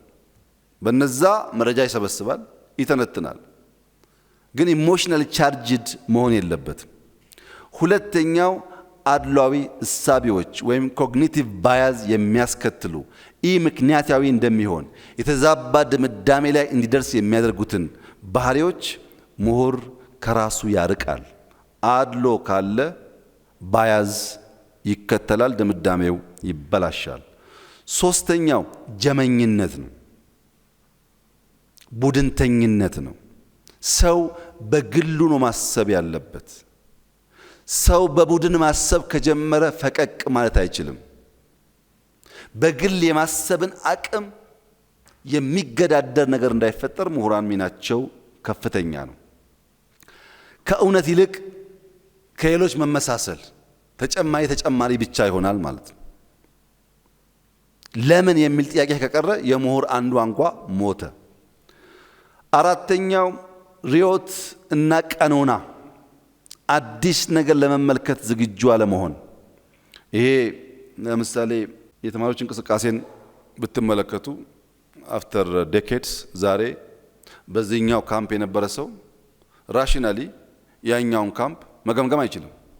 ዛሬም እየሞተ ትክክል ነበርኩ ይላል እንጂ እዚህ ጋር ጥሩ ነበርኩ እዚህ ጋር ጥሩ አልነበርኩም አይልም። ዛሬም ይሄ የሚያሳየው ቀኖናዊነት ነው፣ ለሪዮት የበዛ ጥብቅና ሲኖር ማለት ነው። አምስተኛው የመረጃ ጎርፍ ነው። በጣም ብዙ መረጃ ነው ያለው። የመረጃ ብዛት ከልክ ያለፈ እንደሆነ የማመዛዘን እድልን ያጠፋል። ልክ የተለያዩ ነገሮች በብዛት ስንመገብ የዳይጀሽን ችግር እንደሚያጋጥመን አናላይዝ ማድረግ የማንችለው የኢንፎርሜሽን ፍሎ ወደ አእምሯችን ከመጣ ሜንታል ኢንዳይጀሽን ያስከትላል። በጣም ብዙ መረጃ ሳይሆን አናላይዝድ መሆኑን ማረጋገጥ ያስፈልጋል። ስድስተኛው ትዕቢትና ማናለብኝነት፣ ማናህሎኝነት፣ ለነገሮች ልብን ከፍቶ ለመማር ዝግጁ አለመሆን። when the mind says I already know, curiosity dies ይላሉ። መጠየቅ ማለት ለመማር በር መክፈት ማለት ነው። ያልጠየቀ ሰው ለማወቅ በር አልከፈተም። በር ካልተከፈተ መግቢያ መንገድ የለም። እነዚህ ባህሪያት እንቅፋቶች ናቸው። እነዚህም ባህሪያት እያንዳንዱ ምሁር ራሱን እየፈተሸ ራሱን እያዳመጠ ሊገራቸው ሊያስተካክላቸው ይገባል። አንድ ጥሩ ምሳሌ አለ ይሄን የሚገልጽልኝ። አንድ አሳቢ አንባቢ ምሁር በአንድ ወቅት በአንድ ጀልባ አንድን ባህር ይሻገራል። ልክ እንደ ራይድ እንደ ትራንስፖርት ከፍሎ ነው የሚሻገረው። ውሃ እንደምታውቁት ጠጋ ያላችሁ ስትሄዱ ድምጸቱ፣ ቅዝቃዜው፣ አጠቃላይ የባህር ሁኔታ ለአሳቢያን የመመሰጥ እድል ይፈጥራል እና ሰውየው ባህር ላይ በሚያያቸው እንቅስቃሴዎች፣ ወጀቦች፣ የውሃ ፍሰቶች፣ ንፋሶች ተመስጦ ሰማይ እያየ ይቆይና መለስ ብሎ ጀልባ ቀዛፊውን አንተ ሰው ሰማይ ላይ ስላሉ እውቀቶች፣ ስለ ከዋክብት፣ ስለ ጨረቃ፣ ስለ ዩኒቨርስ ምን ያክል አንብበሃል? ምን ያክል ታውቃለህ? ይለዋል። ጀልበኛውም ኧረ ጌታዬ ምንም አላነበብኩ ምንም አላቅም ብሎ ይመልሳል። አይ ሩብ ያህሉን እድሜህን እንዲሁ በከንቱ በልተኸዋላ ይለዋል። ጀልባ ቀዛፊው ዝም ይላል። ትንሽ የተጓዙ ሲሄዱ በርቀት ተራራ ያያል። ያስብና መለስ ብሎ ለመሆኑ ስለ መሬት፣ በከርሰ ምድር ስላሉ ሀብቶች፣ ስለ እጽዋት ምን ያክል አንብበሃል? ይለዋል። መልሶ ጀልባ ቀዛፊው ኧረ ጌታዬ አላነበብኩም ይለዋል። በቃ ሩብ ያህሉን እድሜህን እንዲሁ በከንቱ በልተኸዋላ ይለዋል። አሁንም ትንሽ ከቆዩ በኋላ ውሃውን እያየ ተመስጦ ቀና ይልና እሺ ስለ ውሃስ፣ ስለ ኦሽኖግራፊ ምን ታውቃለህ? በኦሽኑ ስላሉ ሀብቶች ምን ያክል አንብበሃል? ይለዋል። ኧረ ጌታዬ እኔ ከመቅዘፍ ውጪ አላነበብኩም ሲለው ሩብ ያህሉን እድሜህን በከንቱ አሳልፈሃላ በልተኸዋላ ይለዋል። 75%ቱን የሰውየውን እድሜ ጀጅመንታል የሆነው ምሁር ወሰደበት እና በሁለቱ መካከል ዝምታ፣ በሁለቱ መካከል ቁዘማ መጣ። ምሁሩም አብዛኛው ህይወቱን በከንቱ ካጠፋ ሰው ጋር ነው የተጓዘ ያለው። አሳፋሪውም በማደርሰው ጋር ድርሻው ከፍሎኝ እንደመሄድ ህይወቴን በየፈርጁ እየቀናነሰ ህይወቴን ማልኖር ሰው አደረገኝ ብሎ ቁዘማ ውስጥ ገብቶ እያሰበ ያለ ከተወሰነ አፍታ በኋላ ባህሩ ላይ ወጀብ ይነሳል፣ ራይፕል ይነሳል። ቀዛፊው አንዳንዴ ራይፕል ሲነሳ እንዴት ማኑቨር ማድረግ እንዳለበት ያቃል፣ ባህሪያቸውንም ያቃል፣ ከየት አቅጣጫ ዊንድ ሲመጣ አደገኛ እንደሆነም ያቃል።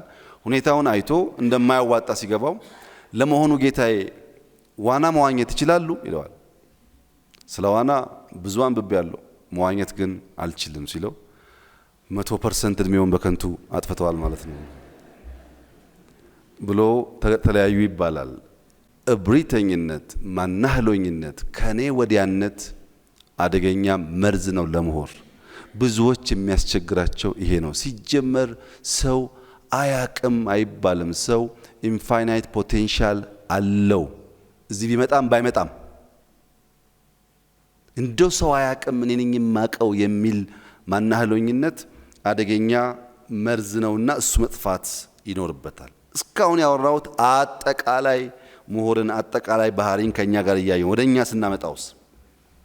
ወደኛ ስናመጣው በአምስት ከፍለን ልናይ እንችላለን። የኢትዮጵያን ምሁራን የኢትዮጵያ ቅድመ ዘመናዊ ኢትዮጵያ ምሁራን ወይም ጥንታውያን አሳቢያን የምንላቸውን በአንድ ካታጎሪ ብናስቀምጥ ዘመን በጣም ሰፊ ነው። እነዚህ የእውቀት ገበያቸው የአብነት ትምህርት ቤት መድረሳዎች በጥልቅ ማሰብ ማሰላሰል ሊሆን ይችላል። የእውቀት ዘርፎቻቸው ብዙ ጊዜ ሕግ ወይም ፍትሐ ነገሥት፣ ስነ መለኮት፣ ቋንቋ፣ ባህል፣ የባህል ሕክምና፣ ቅኔ፣ ፍልስፍና ሊሆን ይችላል። ከዚያም አልፎ የኢትዮጵያን ካላንደር እንዴት ሰራ ነው፣ የኢትዮጵያን ፊደላት ማን ሰራው ካለ ደግሞ ብዙ አጠያቂ ጉዳይ ያነሳል። እነዚያ ቅድመ ዘመናዊ ኢትዮጵያውያን ብዙዎቹን አናቃቸውም። ስማቸው አልተነገረም ወይ ስማቸው ሲስተማቲካሊ ጠፍቷል። ቢያንስ ግን ዘርዓ ያዕቆብን እናውቃለን። ዘርዓ ያዕቆብ ሁላችሁም እንደምታውቁት እዚህ አልመጣም፣ ሃርቫርድ አልሄደም፣ አሁን ባለው መመዘኛ ቢሆን ኖሮ መሀይም ነበረ።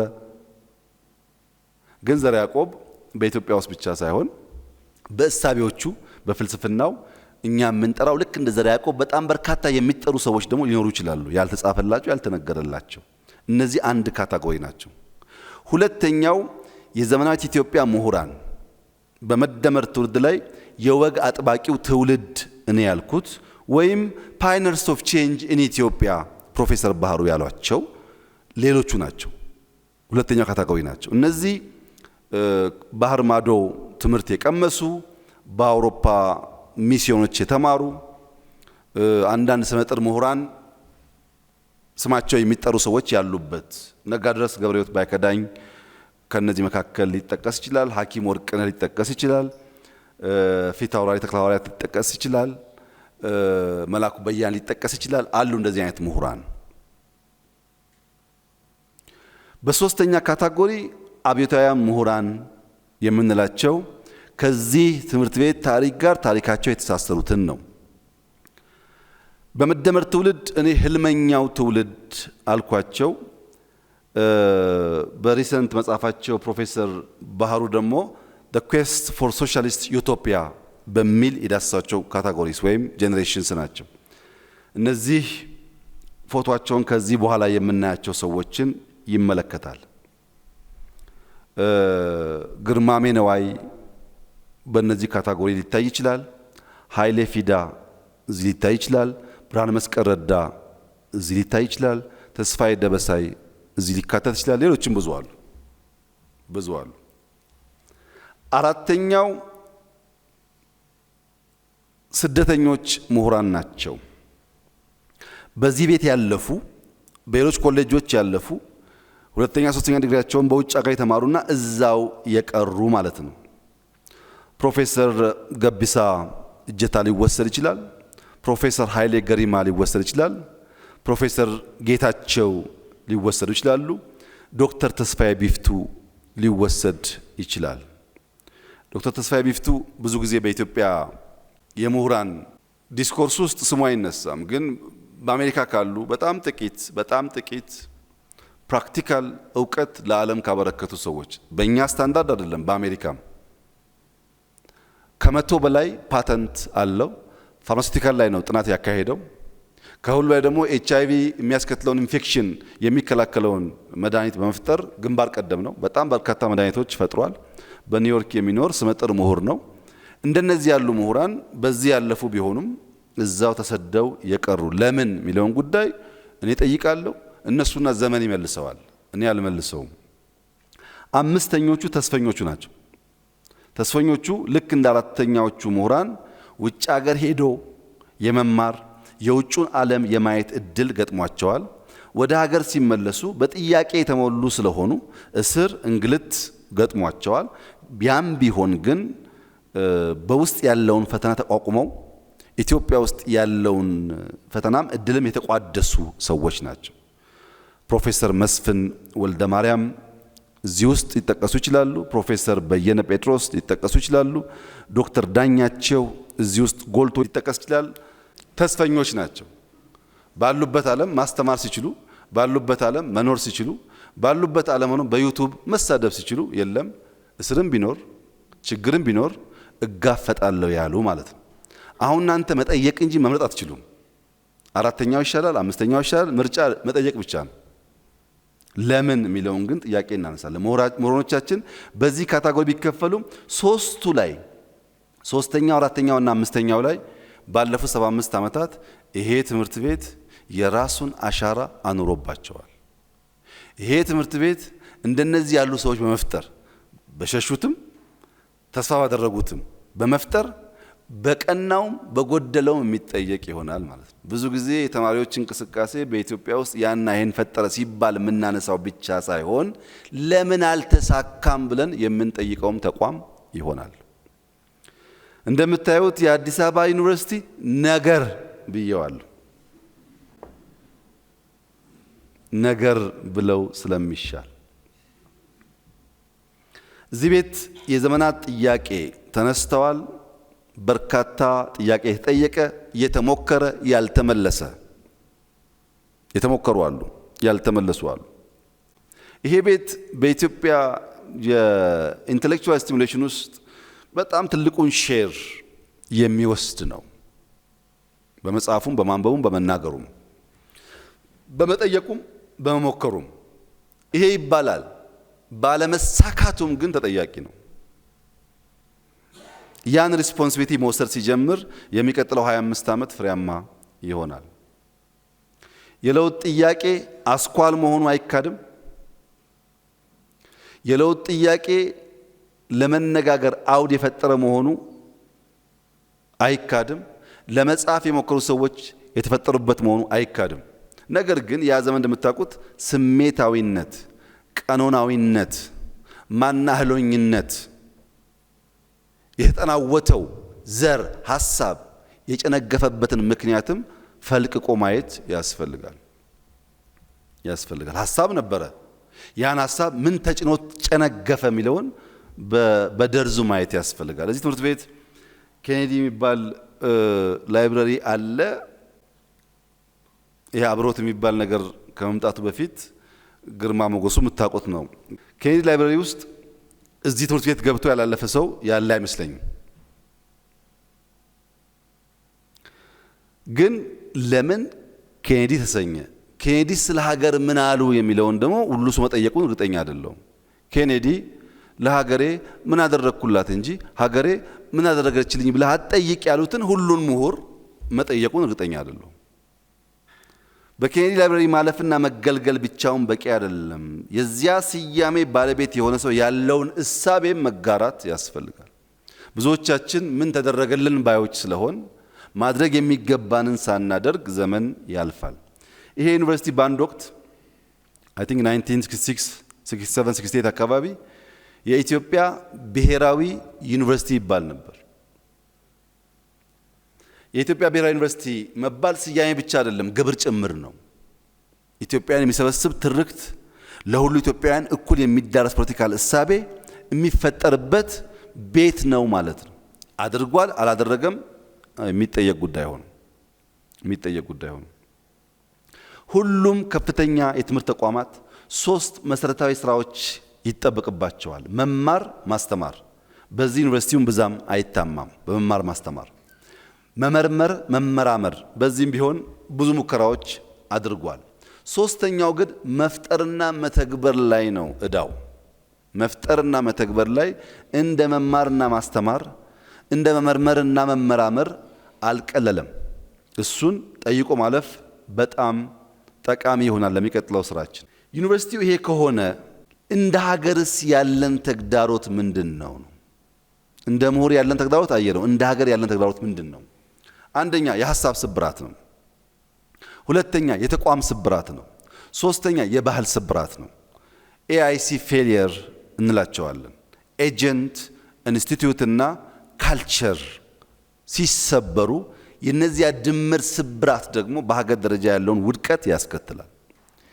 የሐሳብ መሪ ጉድለት ወይም የኤጀንት ጉድለት የጋራ የሚሰራ ራዕይ መፍጠር አለመቻል። የጋራ የሆነ የሚሰራ ራዕይ አይዲዮሎጂካል ዶሚኔትድ መሆን ሌላው ችግር ነው። አክራሪነት፣ የኢሞሽናል ኢንተለጀንስ ማነስ፣ ማናህሎኝነት፣ ሌሎችም ኤጀንት ጀነሬት ያደረገውን አይዲያ ተክሎ ተንከባክቦ ዛፉ ፍሬ እንዲያፈራ እንዳያደርግ እንቅፋት ይሆናል። ሁለተኛው የተቋማት ጉድለት ነው። ኢንስቲቱሽናል ሌጂቲሜሲ። የዚህ አንዱ ጎልቶ የሚታየው ችግር ፓትሪሞኒያሊዝም ነው። ነፃና ገለልተኛ ተቋም መገንባት አልተቻለም። የትም ቦታ ሲኬድ የመሳሳብ ችግሩ ኢትዮጵያ ውስጥ ጊዜን የሚሻገሩ ተቋማት፣ ተልእኮ የሚፈጽሙ ተቋማት፣ ከተልእኮ የተጓቡ ተቋማት መፍጠር ስንክሳር እንቅፋት ሆኖ ቆይቷል። ሶስተኛው የባህል ጉድለት ነው። ለለውጥ ዝግ መሆን፣ ማንኛውንም አዲስ ነገር ከመማር ይልቅ አቃቂር ማውጣት። እኛ አቃቂር በማውጣት የምንፈጥራቸውን የቋንቋ አይነቶች በመማር ብንፈጥራቸው ኖሮ የሚተካከልም ባልነበረ ነው። የመጣውን ሁሉ ላለመቀበል የማንፈጥረው ጉዳይ የለም። ከጊዜ በኋላም ዛሬም ተቸክለን እዛው እንገኛለን። መቸከላችን ለውጥ ኤምብሬስ ማናደርግ ለመማር የማንተጋ መሆናችን ካለፈ በኋላ ደግሞ በጣም በከፍተኛ ሪግሬት የምንጎዳ መሆናችን አሁን ባለንበት ዘመን እድል አለ፣ አጣብቅኝ ፈተና አለ። እድል አለ፣ አጣብቅኝ ተግዳሮት አለ። እኛ እንደ ሀገር የጋራ እውነት የሚያግባባ እውነት ሳንፈጥር ዓለም ወደ ፖስት ትሩዝ ሄደ። ፌክ ኒውስም በወጉ ሳንረዳ ዲፕ ፌክ ተፈጠረ። ዲፕ ፌክ ማለት ፌክ መሆኑን ለመገንዘብ ራሱ የሚያስቸግር ማለት ነው። ዓለም የጋራ እውነት ባልፈጠሩ ሀገራት እየሄደ ያለበት ርቀት በጣም አሳሳቢ ነው። በጣም ፖስት ትሩዙ እያመጣ ያለው ነገር እና እኛ ያለንበት ጉዳይ አይጣጣምም። እንዴት የጋራ እውነት ፈጥረን ለለውጥ ክፍት ሆነን ዓለም እየተጓዘ ያለበትን ፍጥነት ማየት ካልቻልን እንዲሁ የገባን መስሎን ሳይገባን ዘመን ያልፋል። ሁለተኛው አርቲፊሻል ኢንተለጀንስ 4.0 ኢንዱስትሪያል ሪቮሉሽን የሰውን ልጅ ስራ ይቀማል፣ የሰውን ልጅ ስራ ይጋራል፣ ሰውን ስራ ያሳጣል በሚባልበት ዘመን እኛ ሞፈርና ቀንበር አልጣልንም። በትራክተር እንኳን ማረስ በቅጡ አልተለማመድንም። ይሄ አደገኛ የሚያስፈራ ነገር ነው። እድል አለ፣ የሚያስፈራ ጉዳይ ደግሞ አለ። ልዩነትን ከግጭት ውጪ ባሉ አፈታቶች ማየት፣ በሰላም በንግግር ማየት ኮምፕሊትሊ ከኛ ባህል ውጭ ሆኗል። ዓለም ግሬ ወርፌር ያካሂዳል። ግሬ ወርፌር ማለት እንደው ሳይባባሉ ጦርነቱ እያለ በጋራ እውነት እየሰሩ መቀጠል ማለት ነው። እኛ በንግግር እየተቃረን ለጋራ እውነት መቆም አልቻልንም። ይሄ ስጋት ያስከትላል። የስነ ምህዳር አጥር፣ የጂኦፖለቲክስ ውድድር ለምንድን ነው ሀገራት እዚህኛ ጫፍ መጥቶ እኛ ሰፈር ውስጥ የሆነ ነገር የሚፈልጉት እኛ የማያገባን ለምንድን ነው? እንደ ትልቅ ሀገር ራሱ ሌሎች ከተመኞች እኛ ማንመኝበት ምክንያት ምንድን ነው የሚለውን ጉዳይ ለመወያየት ያለን ፈቃደኝነት፣ እኔ የቀይ ባህር ጉዳይ አያገባኝም፣ ይሄ ጥያቄ የኛ ጥያቄ አይደለም የሚል ፖለቲከኛ ነኝ ባይ ማለት ነው። ይሄ የምናስበውን ነገር ለማሳካት ያለብንን ውስንነት ያመለክታል። እንዴት እንሻገር? ለመሻገር አንደኛ የተሻገረ ብሔራዊ ራዕይ ያስፈልገናል። ገቢር ነበብ የለውጥ ሂደት ያስፈልገናል። የተባበረ የለውጥ አቅምና ኃይል ያስፈልገናል። እኛ ሌት ካመር የሚለው አይገልጸንም። we're way behind, we're ሌት ካመርስ ነን። በጣም ሌት ያደረገን ማህበረሰብ ሌት ካመር በሚል ካታጎሪ ካስገባ ነው እንሸወዳለን። በጣም በብዙ ጉዳይ የቀረን ስለሆነ የወረት እና የጊዜ ውስንነት ያለፈውን ዕዳና የነገው ስጋት አጣብቅኝ ስላለ በከፍተኛ ደረጃ ብሔራዊ ራዕይ ኖሮን ለዚያ መትጋት ይጠበቅብናል። መጪውን ዘመን ያገናዘበ ራዕይ፣ ነባራዊ ሁኔታን በቅጡ የተረዳ ራዕይ፣ አዲስና የሚሰራ እሳቢዎችን ኢንተርቴን የሚያደርግ አውድ ያስፈልገናል። ይሄ ጉዳይ ክሪቲካል ስለሆነ በአንዳንድ ስታይል ሊየው ራዕይ የተሻገረ ብሔራዊ ራዕይ ሲባል ከትናንትና መማር፣ ስህተቶችን የሚያርም፣ ጥንካሬዎችን የሚያሰፋ፣ ጥያቄዎችን በተሟላ መንገድ ለመመለስ የሚጥር፣ ይሄ ከትናንት ጋር ያለው ትስስር ነው። ዛሬስ ለመስዋዕትነት ዝግጁ መሆን፣ እኔና እናንተ የበለጸገች ኢትዮጵያን በተሟላ መንገድ የምንቋደስ ሰዎች አይደለንም። ለዛ ፋውንዴሽን ጥለን ልጆቻችን በበለጸገች ሀገር ውስጥ እንዲኖሩ ከችግር እንዲቀላቀሉ ለማድረግ መስዋዕትነት ለመክፈል ዝግጁ መሆን አለብን። መስዋዕትነት በጣም በብዙ መንገድ ይገለጻል። ለምሳሌ የሪቨር ሳይድ ፕሮጀክታችን የዛሬ 5-10 ዓመት ምን ማትጠራጠሩ በጣም ለብዙ ሀገራት ምሳሌ የሚሆን ስራ ነው። ጥያቄ የለውም። ለልጆቻችን ምንዳ እንዲሆን አስበን ከሰራ ነው ብቻ ነው ራዕያችን ተሻጋሪ መሆን የሚችለው። ለትውልድ መስራትን ይሁነኝ ብሎ ያመነ አመራር፣ ያመነ ምሁር፣ ያመነ ማህበረሰብ ከሆነ መቀየር ይቻላል። ከዚህ አንጻር እንደ መንግስት በ2023 የዛሬ 5 ዓመት ኢትዮጵያ አፍሪካዊት የብልጽግና ተምሳሌት መሆን አለባት የሚል ራዕይ ሰንቀናል። 100% እናሳካዋለን። 100% ጥያቄ የለውም። በአፍሪካ አንደኛ አላልኩም። በአፍሪካ የብልጽግና ተምሳሌት እናረጋታለን። ጥያቄ የለውም። ይሄ በ2040 የዛሬ 22 ዓመት በዓለም አርያ የሆነች ሀገር ትሆናለች። ለዚህ ራዕይ 3 ትልሞች አሉን። 3 ትልሞች አሉን። አንደኛው ሰብአዊ ልዕልና የማይናቅ ፓስፖርት ያላቸው ልጆች፣ የስንዴ እርዳታ ሄደላት የሚባል ዜና የማይሰማባቸው ልጆች፣ አንዳንድ ሀገር ረዱ የሚባሉ ልጆች፣ ሰብአዊ ልዕልና ያላቸው የተከበሩ ራሳቸውን ያከበሩ ልጆች ይኖሩናል። ሁለተኛ ኢኮኖሚክ ሉዓላዊነት ይረጋገጣል። ለምሳሌ በስንዴ ራሳችን መቻል ብቻ ሳይሆን እርዳታ አያስፈልገንም ብለን ዲክሌር ማድረግ ብቻ ሳይሆን ያለን የሬቲንግ በእዳም በሌላም ያለን ሬቲንግ በጣም ባጭር ጊዜ ውስጥ በ2023 ካልኩት በፊት አብዛኛውን ሬቲንጋችን እናስተካክላለን። ለዚህ አስቻይ ሁኔታዎች በሚጨበጥ ሁኔታ በሀገራችን ውስጥ እየተከወኑ ይገኛሉ። አፍሪካዊት ኃይል መሆን እንፈልጋለን። በምግብ ራስ መቻል ብቻ አይደለም። በአፍሪካ ኃያል ምክር የምትጠየቅ በአፍሪካ ጉዳይ እነ ኢትዮጵያን ካላማከርን የሚባል ሀገር መሆን አለባት ኢትዮጵያ። ትልሙ አንዱ እሱ ነው። ራሷን መቻል ብቻ አይደለም። በቀጠናው ባላት ሚና ውስጥ በስንዴ ምክንያት በደህንነት ምክንያት ያላት ዊዝደምና ብቃት አንደርማይን እንዳይደረግ ማድረግ ነው። ለዚህ ደግሞ 5 ምሰሶዎች አሉ። አንደኛው ምሰሶ ኳሊቲ ግሮዝ ነው። ፎር ዘ ላስት 7 years $1 ኮመርሻል ሎን አልወሰንም። $1 ለምን?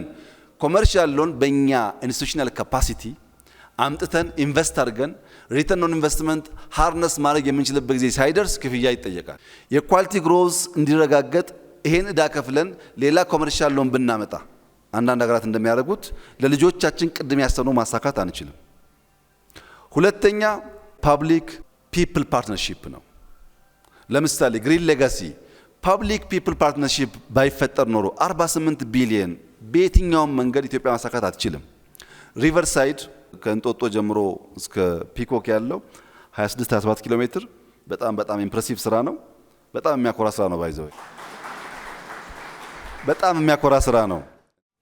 ይሄ ስራ ውስጥ አዲስ አበባ ወደ 1.3 ትሪሊየን ብር ኢንቨስትመንት አትራክት አድርጓል። የሚያስደንቅ ሬስቶራንት፣ ኮፊ ሾፖች ይገነባሉ። አዲስ አበባና ፕራይቬት ሴክተር በጋራ 1.3 ትሪሊየን ብር ኢንቨስትመንት ኢትዮጵያ ማድረግ አታውቅም እንኳን አዲስ አበባ። እንዴት ነው የግል ሴክተር ያን ብር ያመጣው ያላችሁ እንደሆነ ያ ፓርትነርሺፕ እየሰራ ስለመጣ። ሶስተኛው ቴክኖሎጂካል ሳቪ የሆነ ኢንስቲትዩሽን መፍጠር ነው። መሶብ፣ ቴሌብር በጣም ብዙ መጥቀስ ይቻላል። ስቶክ ማርኬት የጀመርናቸው ጉዳዮች ቴክኖሎጂካሊ የምንሰራቸው ስራዎች ሶስተኛው ምሰሶ ነው። በተለይ ዲጂታል 2030 ይሄን ለማሳካት ከፍተኛ ሚና ይጫወታል። እኛ ከመጣን ጀምሮ 30-40 ሺህ መዋዕለ ህጻናት ገንብተናል።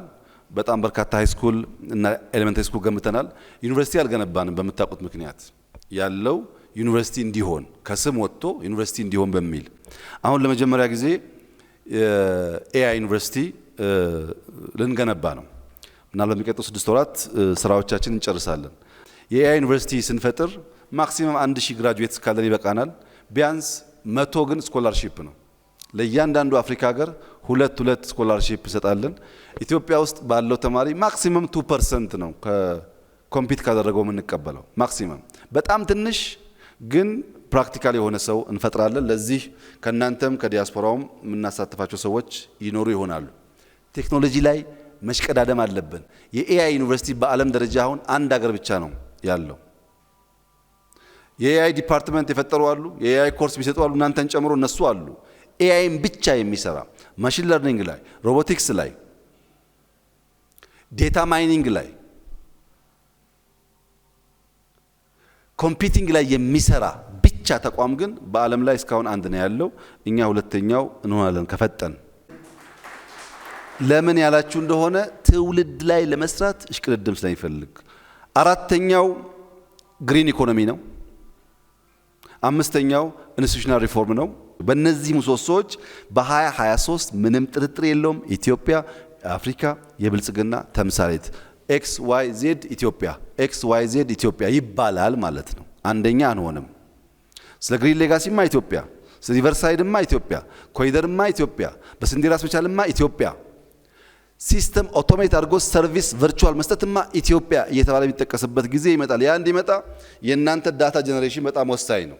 የተሰሩ ስራዎች ብዙ አርቲክል ማንጽፍ ካልሆነ ሲስተም አያዩም። ለዛ የእናንተ ሚና ይኖራል። ሁለተኛው ገቢር ነበብ የለውጥ ሂደት ነው።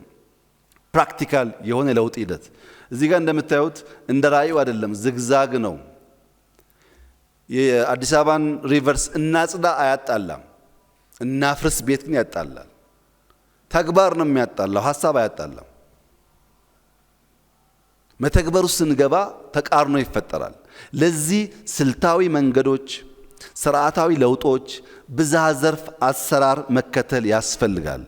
የመደመር መንግስት አማራጭ በውስብስብና ከመደበኛ በተለየ ምህዳር ውስጥ መልታይ ዳይሜንሽናል ኤንድ ዳይናሚክ መልታይ አክተርስ መልታይ ሴክተራል ኢንቴግሬሽን ካላመጣን በስተቀረ በተናጠል ጉዞ አናሳካውም ብሎ ያምናል። ሶስቱን ገረፍ ገረፍ አድርጌ ልሂድ። ስልታዊ መንገድ፣ ስርዓታዊ ለውጥና ብዝሃ ዘርፍን። ስልታዊ መንገድ መደመራዊ ፈጠራ፣ መደመራዊ ፍጥነት፣ መደመራዊ ዝላይ። ምን ማለት ነው? እናንተ ሼልፍ ላይ ብዙ ሀሳብ አለ። ከኢንዱስትሪ ካልተደመራችሁ ፈጠራ አይሆንም፣ ቴክኖሎጂ አይሆንም። እናንተ ሼልፍ ላይ ብዙ አይዲያ አለ። ከአርሶ አደር ማሳ ካልተዋሃዳችሁ ቴክኖሎጂ አይሆንም፣ ፕሮዳክቲቪቲን አያፋጥንም፣ አያባዛም። መደመር ሲባል ፖለቲካል ብቻ አይደለም። በእያንዳንዱ ሴክተር ያለ ዕውቀት ሀሳብን ማሰናሰል ማለት ነው። አሁን ባለው ኮንቬንሽናል ሊኒየር በሆነ መንገድ ቅድም ያስቀመጥነው ራዕይ ማሳካት አንችልም። ቢኮዝ እድገት ወጥና ተገማች አይደለም። በጣም ብዙ አንሰርቴኒቲ በውስጡ አሉ።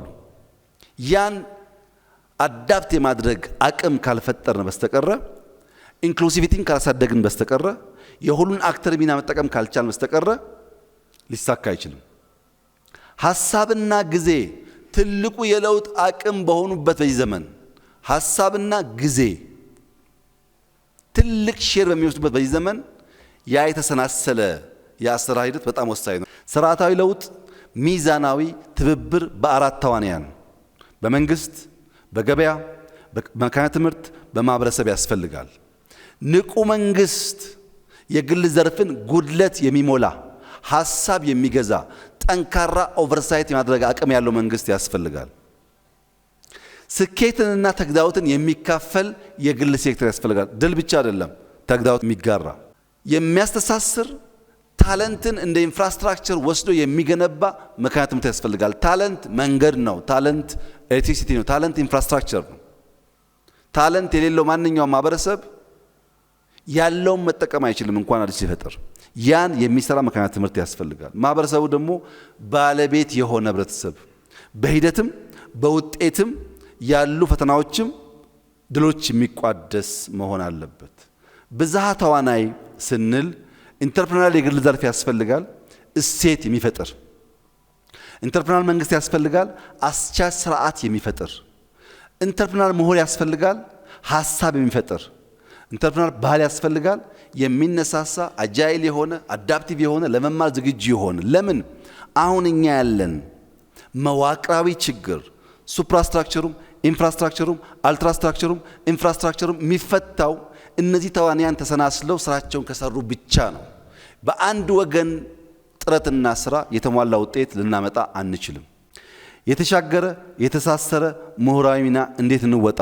አንደኛ ንቁ ተሳትፎ፣ በእያንዳንዱ የሐሳብ ገበያ ውስጥ የራስን ድርሻ ኮንትሪቢዩት ለማድረግ በንቃት መሳተፍ፣ ከራስ የተሻገረ ዓላማ መያዝ፣ ሐሳብ ትልቁ ፕሮዳክት እንደሆነ ማመን፣ የሰው ዋነኛው የእድገት አቅም ዘር የሚነሳው ከሐሳብ እንደሆነ ማሰብ፣ ምሁራን ድልድይ መሆን። በቴሲስ እና አንታይ ቴሲስ እምብዛም ችግር የለም። ሐሳብ ሲመጣ በተቃረነ ሌላ ኤክስትሪም መቆም ችግር የለም። ሲንተሲስ ላይ መስራት ከሁለቱም ወገኖች ጠቃሚ ነገር ካለ ወስዶ መካከለኛ የሆነ አሻጋሪ ሐሳብን መንደፍ የምሁራን ሚና ይሆናል። ብሔራዊ እይታ ከሐሳባዊ ፋይዳ ባሻገር ከእውቀታዊ ፋይዳ ባሻገር ብሔራዊ ፋይዳው ማየት ጀስት አውቄያለሁ ተመርቄያለሁ ሳይሆን ለሀገር ለማህበረሰብ ያለውን ኢምፓክት ማየት። ምሁርነት ከሙያዊ ስኬት ከሙያዊ ኬሪየር ባሻገር ለሀገር እድገት ያለውን ጠቀሜታ ማየት። ክፍል ከጊዜ ሰሌዳ ባሻገር ከጠባብ ሩም ባሻገር ሀገርና ትውልድን እያሰቡ መስራት። ጊዜ የማይገድበው ሙያዊ ልዩነት የማያጥረው ፖለቲካዊ ዲፍረንስስ የማያስቀሩት ምሁር መሆን ይኖርበታል። ኢንተርፕረነር እይታ ሲባል መፍጠር፣ መተግበር፣ መለወጥ ነው። ኢኖቬት የምናደርገው ኮንሱም ማድረግ ብቻ ሳይሆን አይዲያን ፕሮዲዩስ ማድረግ ያስፈልጋል። ፕሮዲዩስ ማድረግ ስንችል ኮንሰምፕሽናችን ይሳልጣል፣ ጋፕ ካለውም ይሞላል። ሁለተኛው ኢምፕሊመንት ማድረግ ነው። እውቀት ከሼልፍ የሚሻገር ሪሶርስን የሚጠብቅ ሳይሆን ሪሶርስን የሚፈጥር መሆን አለበት። የጅማ ዩኒቨርሲቲ ከዩኒቨርሲቲ ወጥቶ የአርሶ አደር ማሳ ውስጥ ቡና ላይ ካልሰራ፣ የአዳማ ዩኒቨርሲቲ ከማሳ ወጥቶ ስንዴ ላይ ካልሰራ፣ ቁጭ ሪሶርስ ከጠበቀ የምናስበውን ነገር ኢምፕሊመንት ማድረግ አንችልም። ሶስተኛው ኢምፓክት ነው። ውጤትና መፍትሄ ተኮር መሆን፣ ችግር መተንተን፣ ጉድለት ለማሳየት መሞከር እሱ ችግር የለውም፣ ሁሉም ሰው ይችለዋል። ያን ችግር ተሻግሮ መፍትሄ ማምጣት ላይ ግን ቀዳሚ ሚና መጫወት ይኖርበታል። ቀዳሚና ማዕከላዊ እይታ፣ ቀዳሚና እውነት ገላጭ፣ በዚህ ድህረ እውነት ዘመን እውነት የሚገልጥ አራቂና እሴት ገንቢ፣ እውቀት መር ውይይቶችን የሚመርጥ የሚወድ የሚያደርግ፣ ምሁራዊ ምክረ ሀሳቦች የሚሰጥ። የሴራ ትንታኔ መበራከት እውነት አንሶ እንዲታይ ስለሚያደርግ የዳታ የኢንፎርሜሽን እና የእውቀት ሲኩዌንስ ሳይበላሽ እውነት እንዲጎላ የሚያደርግ መሆን አለበት። እውነት መርምረው መግለጥ፣ ነገር ከስር ከመሰረቱ ማየት የሚችሉ ምሁራን ሲበራከቱ ኢትዮጵያ ውስጥ ያለው ችግር ተፈቶ የምናስበውን ነገር እናሳካለን። ማጠቃለያ፣ ከነባሩ የሐሳብ አጥር እንውጣ። አዳዲስ ሐሳብ ለመፍጠር እንሂድ። ከልማድ እስር እንውጣ። ሸብቦ የያዘን የልማድ እስረኝነት ወደፊት እንዳንሻገር ስለሚያደርገን ከጎራ ከሰፈር እንውጣ። ሐሳብ ድንበር የለውም። ከጎራ ከሰፈር ወጥተን የበለጸገች ኢትዮጵያን ለመፍጠር በጋራ እንስራ። ለምን ያላችሁ እንደሆነ ኢትዮጵያ ረጅም ዘመን ያላት ሀገር ናት። የዛሬ 4-5 ዓመት ኢትዮጵያ አትፈርስም ብዬ በምናገርበት ሰዓት ብዙ እምነት የለም። አሁን ብዙ ጥርጣሬ ያለ አይመስለኝም። ኢትዮጵያ አትፈርስም። ኢትዮጵያን ማፍረስ የሚችል ኃይልም የለም። የሚፈልግ ሞልቷል፣ ማድረግ የሚችል ግን የለም። ከዛ አልፋለች። ለምን? ስረ ሰደድ ቤተ ሰፊ አገር ስለሆነች። ሀገር በቀል እሳቤዎች ቅድም እንዳነሳሁት በአፍሪካ ውስጥ ብቸኛው በጽሁፍ ቋንቋ ለመገበያየት የሚያስችል ፊደል ካላንደር ያላት ሀገር፣ በራሷ አውድ ለመመላለስ የሚያስችል በጣም ብዙ ፈጠራዎች ያላት ሀገር ናት። የዳበረ ባህል ያላት ናት። ተናበን ተሰናስለን ተማምረን በጋራ ቆመን መናናቅን፣ እብሪትን፣ ማናህለኝነትን አስቀርተን ብንሰራ ልናመጣ የምንችለው ውጤት ትልቅ ነው። ለዚህ ዋናው ነገር መልካምነትና በጎ ህሊና ነው። መልካምነትና በጎ ህሊና ከሌለ እኩይ ፍላጎትና ሐሳቢዎች ይኖራሉ፣ ግን አይከናወኑም። በአንድ ወቅት አንድ ሼክ ግመል ሊገዙ ገበያ ይወጣሉ። ገበያ ሲወጡኝ ሼክ ረዳት ነበራቸው። ገበያ ወጥተው ካሉ ግመሎች አንደኛውን መርጠው ዋጋ ተደራድረው ከፍለው ይገዛሉ። ገዝተው ወደ ቤት የመልስ ጉዞ እንደጀመሩ ግመሉም እንዲያርፍ እነሱም እንዲያርፉ አንድ ቦታ አረፍ ብለው ሲቀመጡ አጋጣሚ ግመሉ ኮርቻ ነበረው። ግመል ትልቅ ነው። ላዩ ላይ ያለ ኮርቻ እምብዛም አይታይም። ኮርቻውን ረዳቱ ሲያነሳው ከስሩ ትንሽ የተቋጠረ ነገር ያገኛል። ያ የተቋጠረ ነገር በውስጡ ብዙ እንቁዎች ይዟል። ሰውየው እንቁ መሆናቸውን ሲያይ ረዳቱ በእጅጉ ይደሰታል፣ ይፈነጥዛል። ለሼኩም አለፈልን፣ ግመሉን ከገዛንበት በብዙ እጥፍ የላቀ ሀብት አግኝተናል ይላቸዋል። ሼኩ የለም ይሄ ስላልገዛ ነው እንመልሳለን ይላሉ። ሰዎቹ እኮ እዚህ እንደነበረ ማያቁም እንደሸጡልንም ማያቁም መመለስ አያስፈልገንም ይላል ረዳቱ። አይ እነሱ ባያቁም እኛ እናቃለን፣ ስለምናቅ ማስቀረት አንችልም ብለው ወደ መጡበት ወደ ገበዩበት ገበያ ይመለሳሉ። ተመልሰው ሰውየውን አፈላልገው ይቅርታ በስተት እነዚህን እንቁዎች ከግመሉ ጋር ሰጥተናል፣ ይሄ እንቁ ያንተ ነውና ውሰደው ይላሉ። ሰውየው ይደነቃል፣ ከፍቶ ይቆጥራል። ያስቀመጠው 24 እንቁ ነበር። 24ቱም እንቁዎች አሉ። በጣም ደስ ብሎኛል ታማኝ ስለሆኑና 2 እንቁ ልስጦት ይላቸዋል። ሼኩ የለም 2 እንቁማ ወስጃለሁ አሉት። ደግሞ ቆጠረና አልወሰዱም፣ 24 ነበረኝ አሁንም 24 ነው ያለው አሉት። አይ እናቴ መልካምነትና በጎ ህሊና የሚባሉ 2 እንቁዎች አስተምራኛለች፣ እነሱ ይበቁኛል አሉ ይባላልና በመልካምነትና በበጎ ህሊና ተባብረን ኢትዮጵያን ወደ ብልጽግና እናሸጋግራት። አመሰግናለሁ።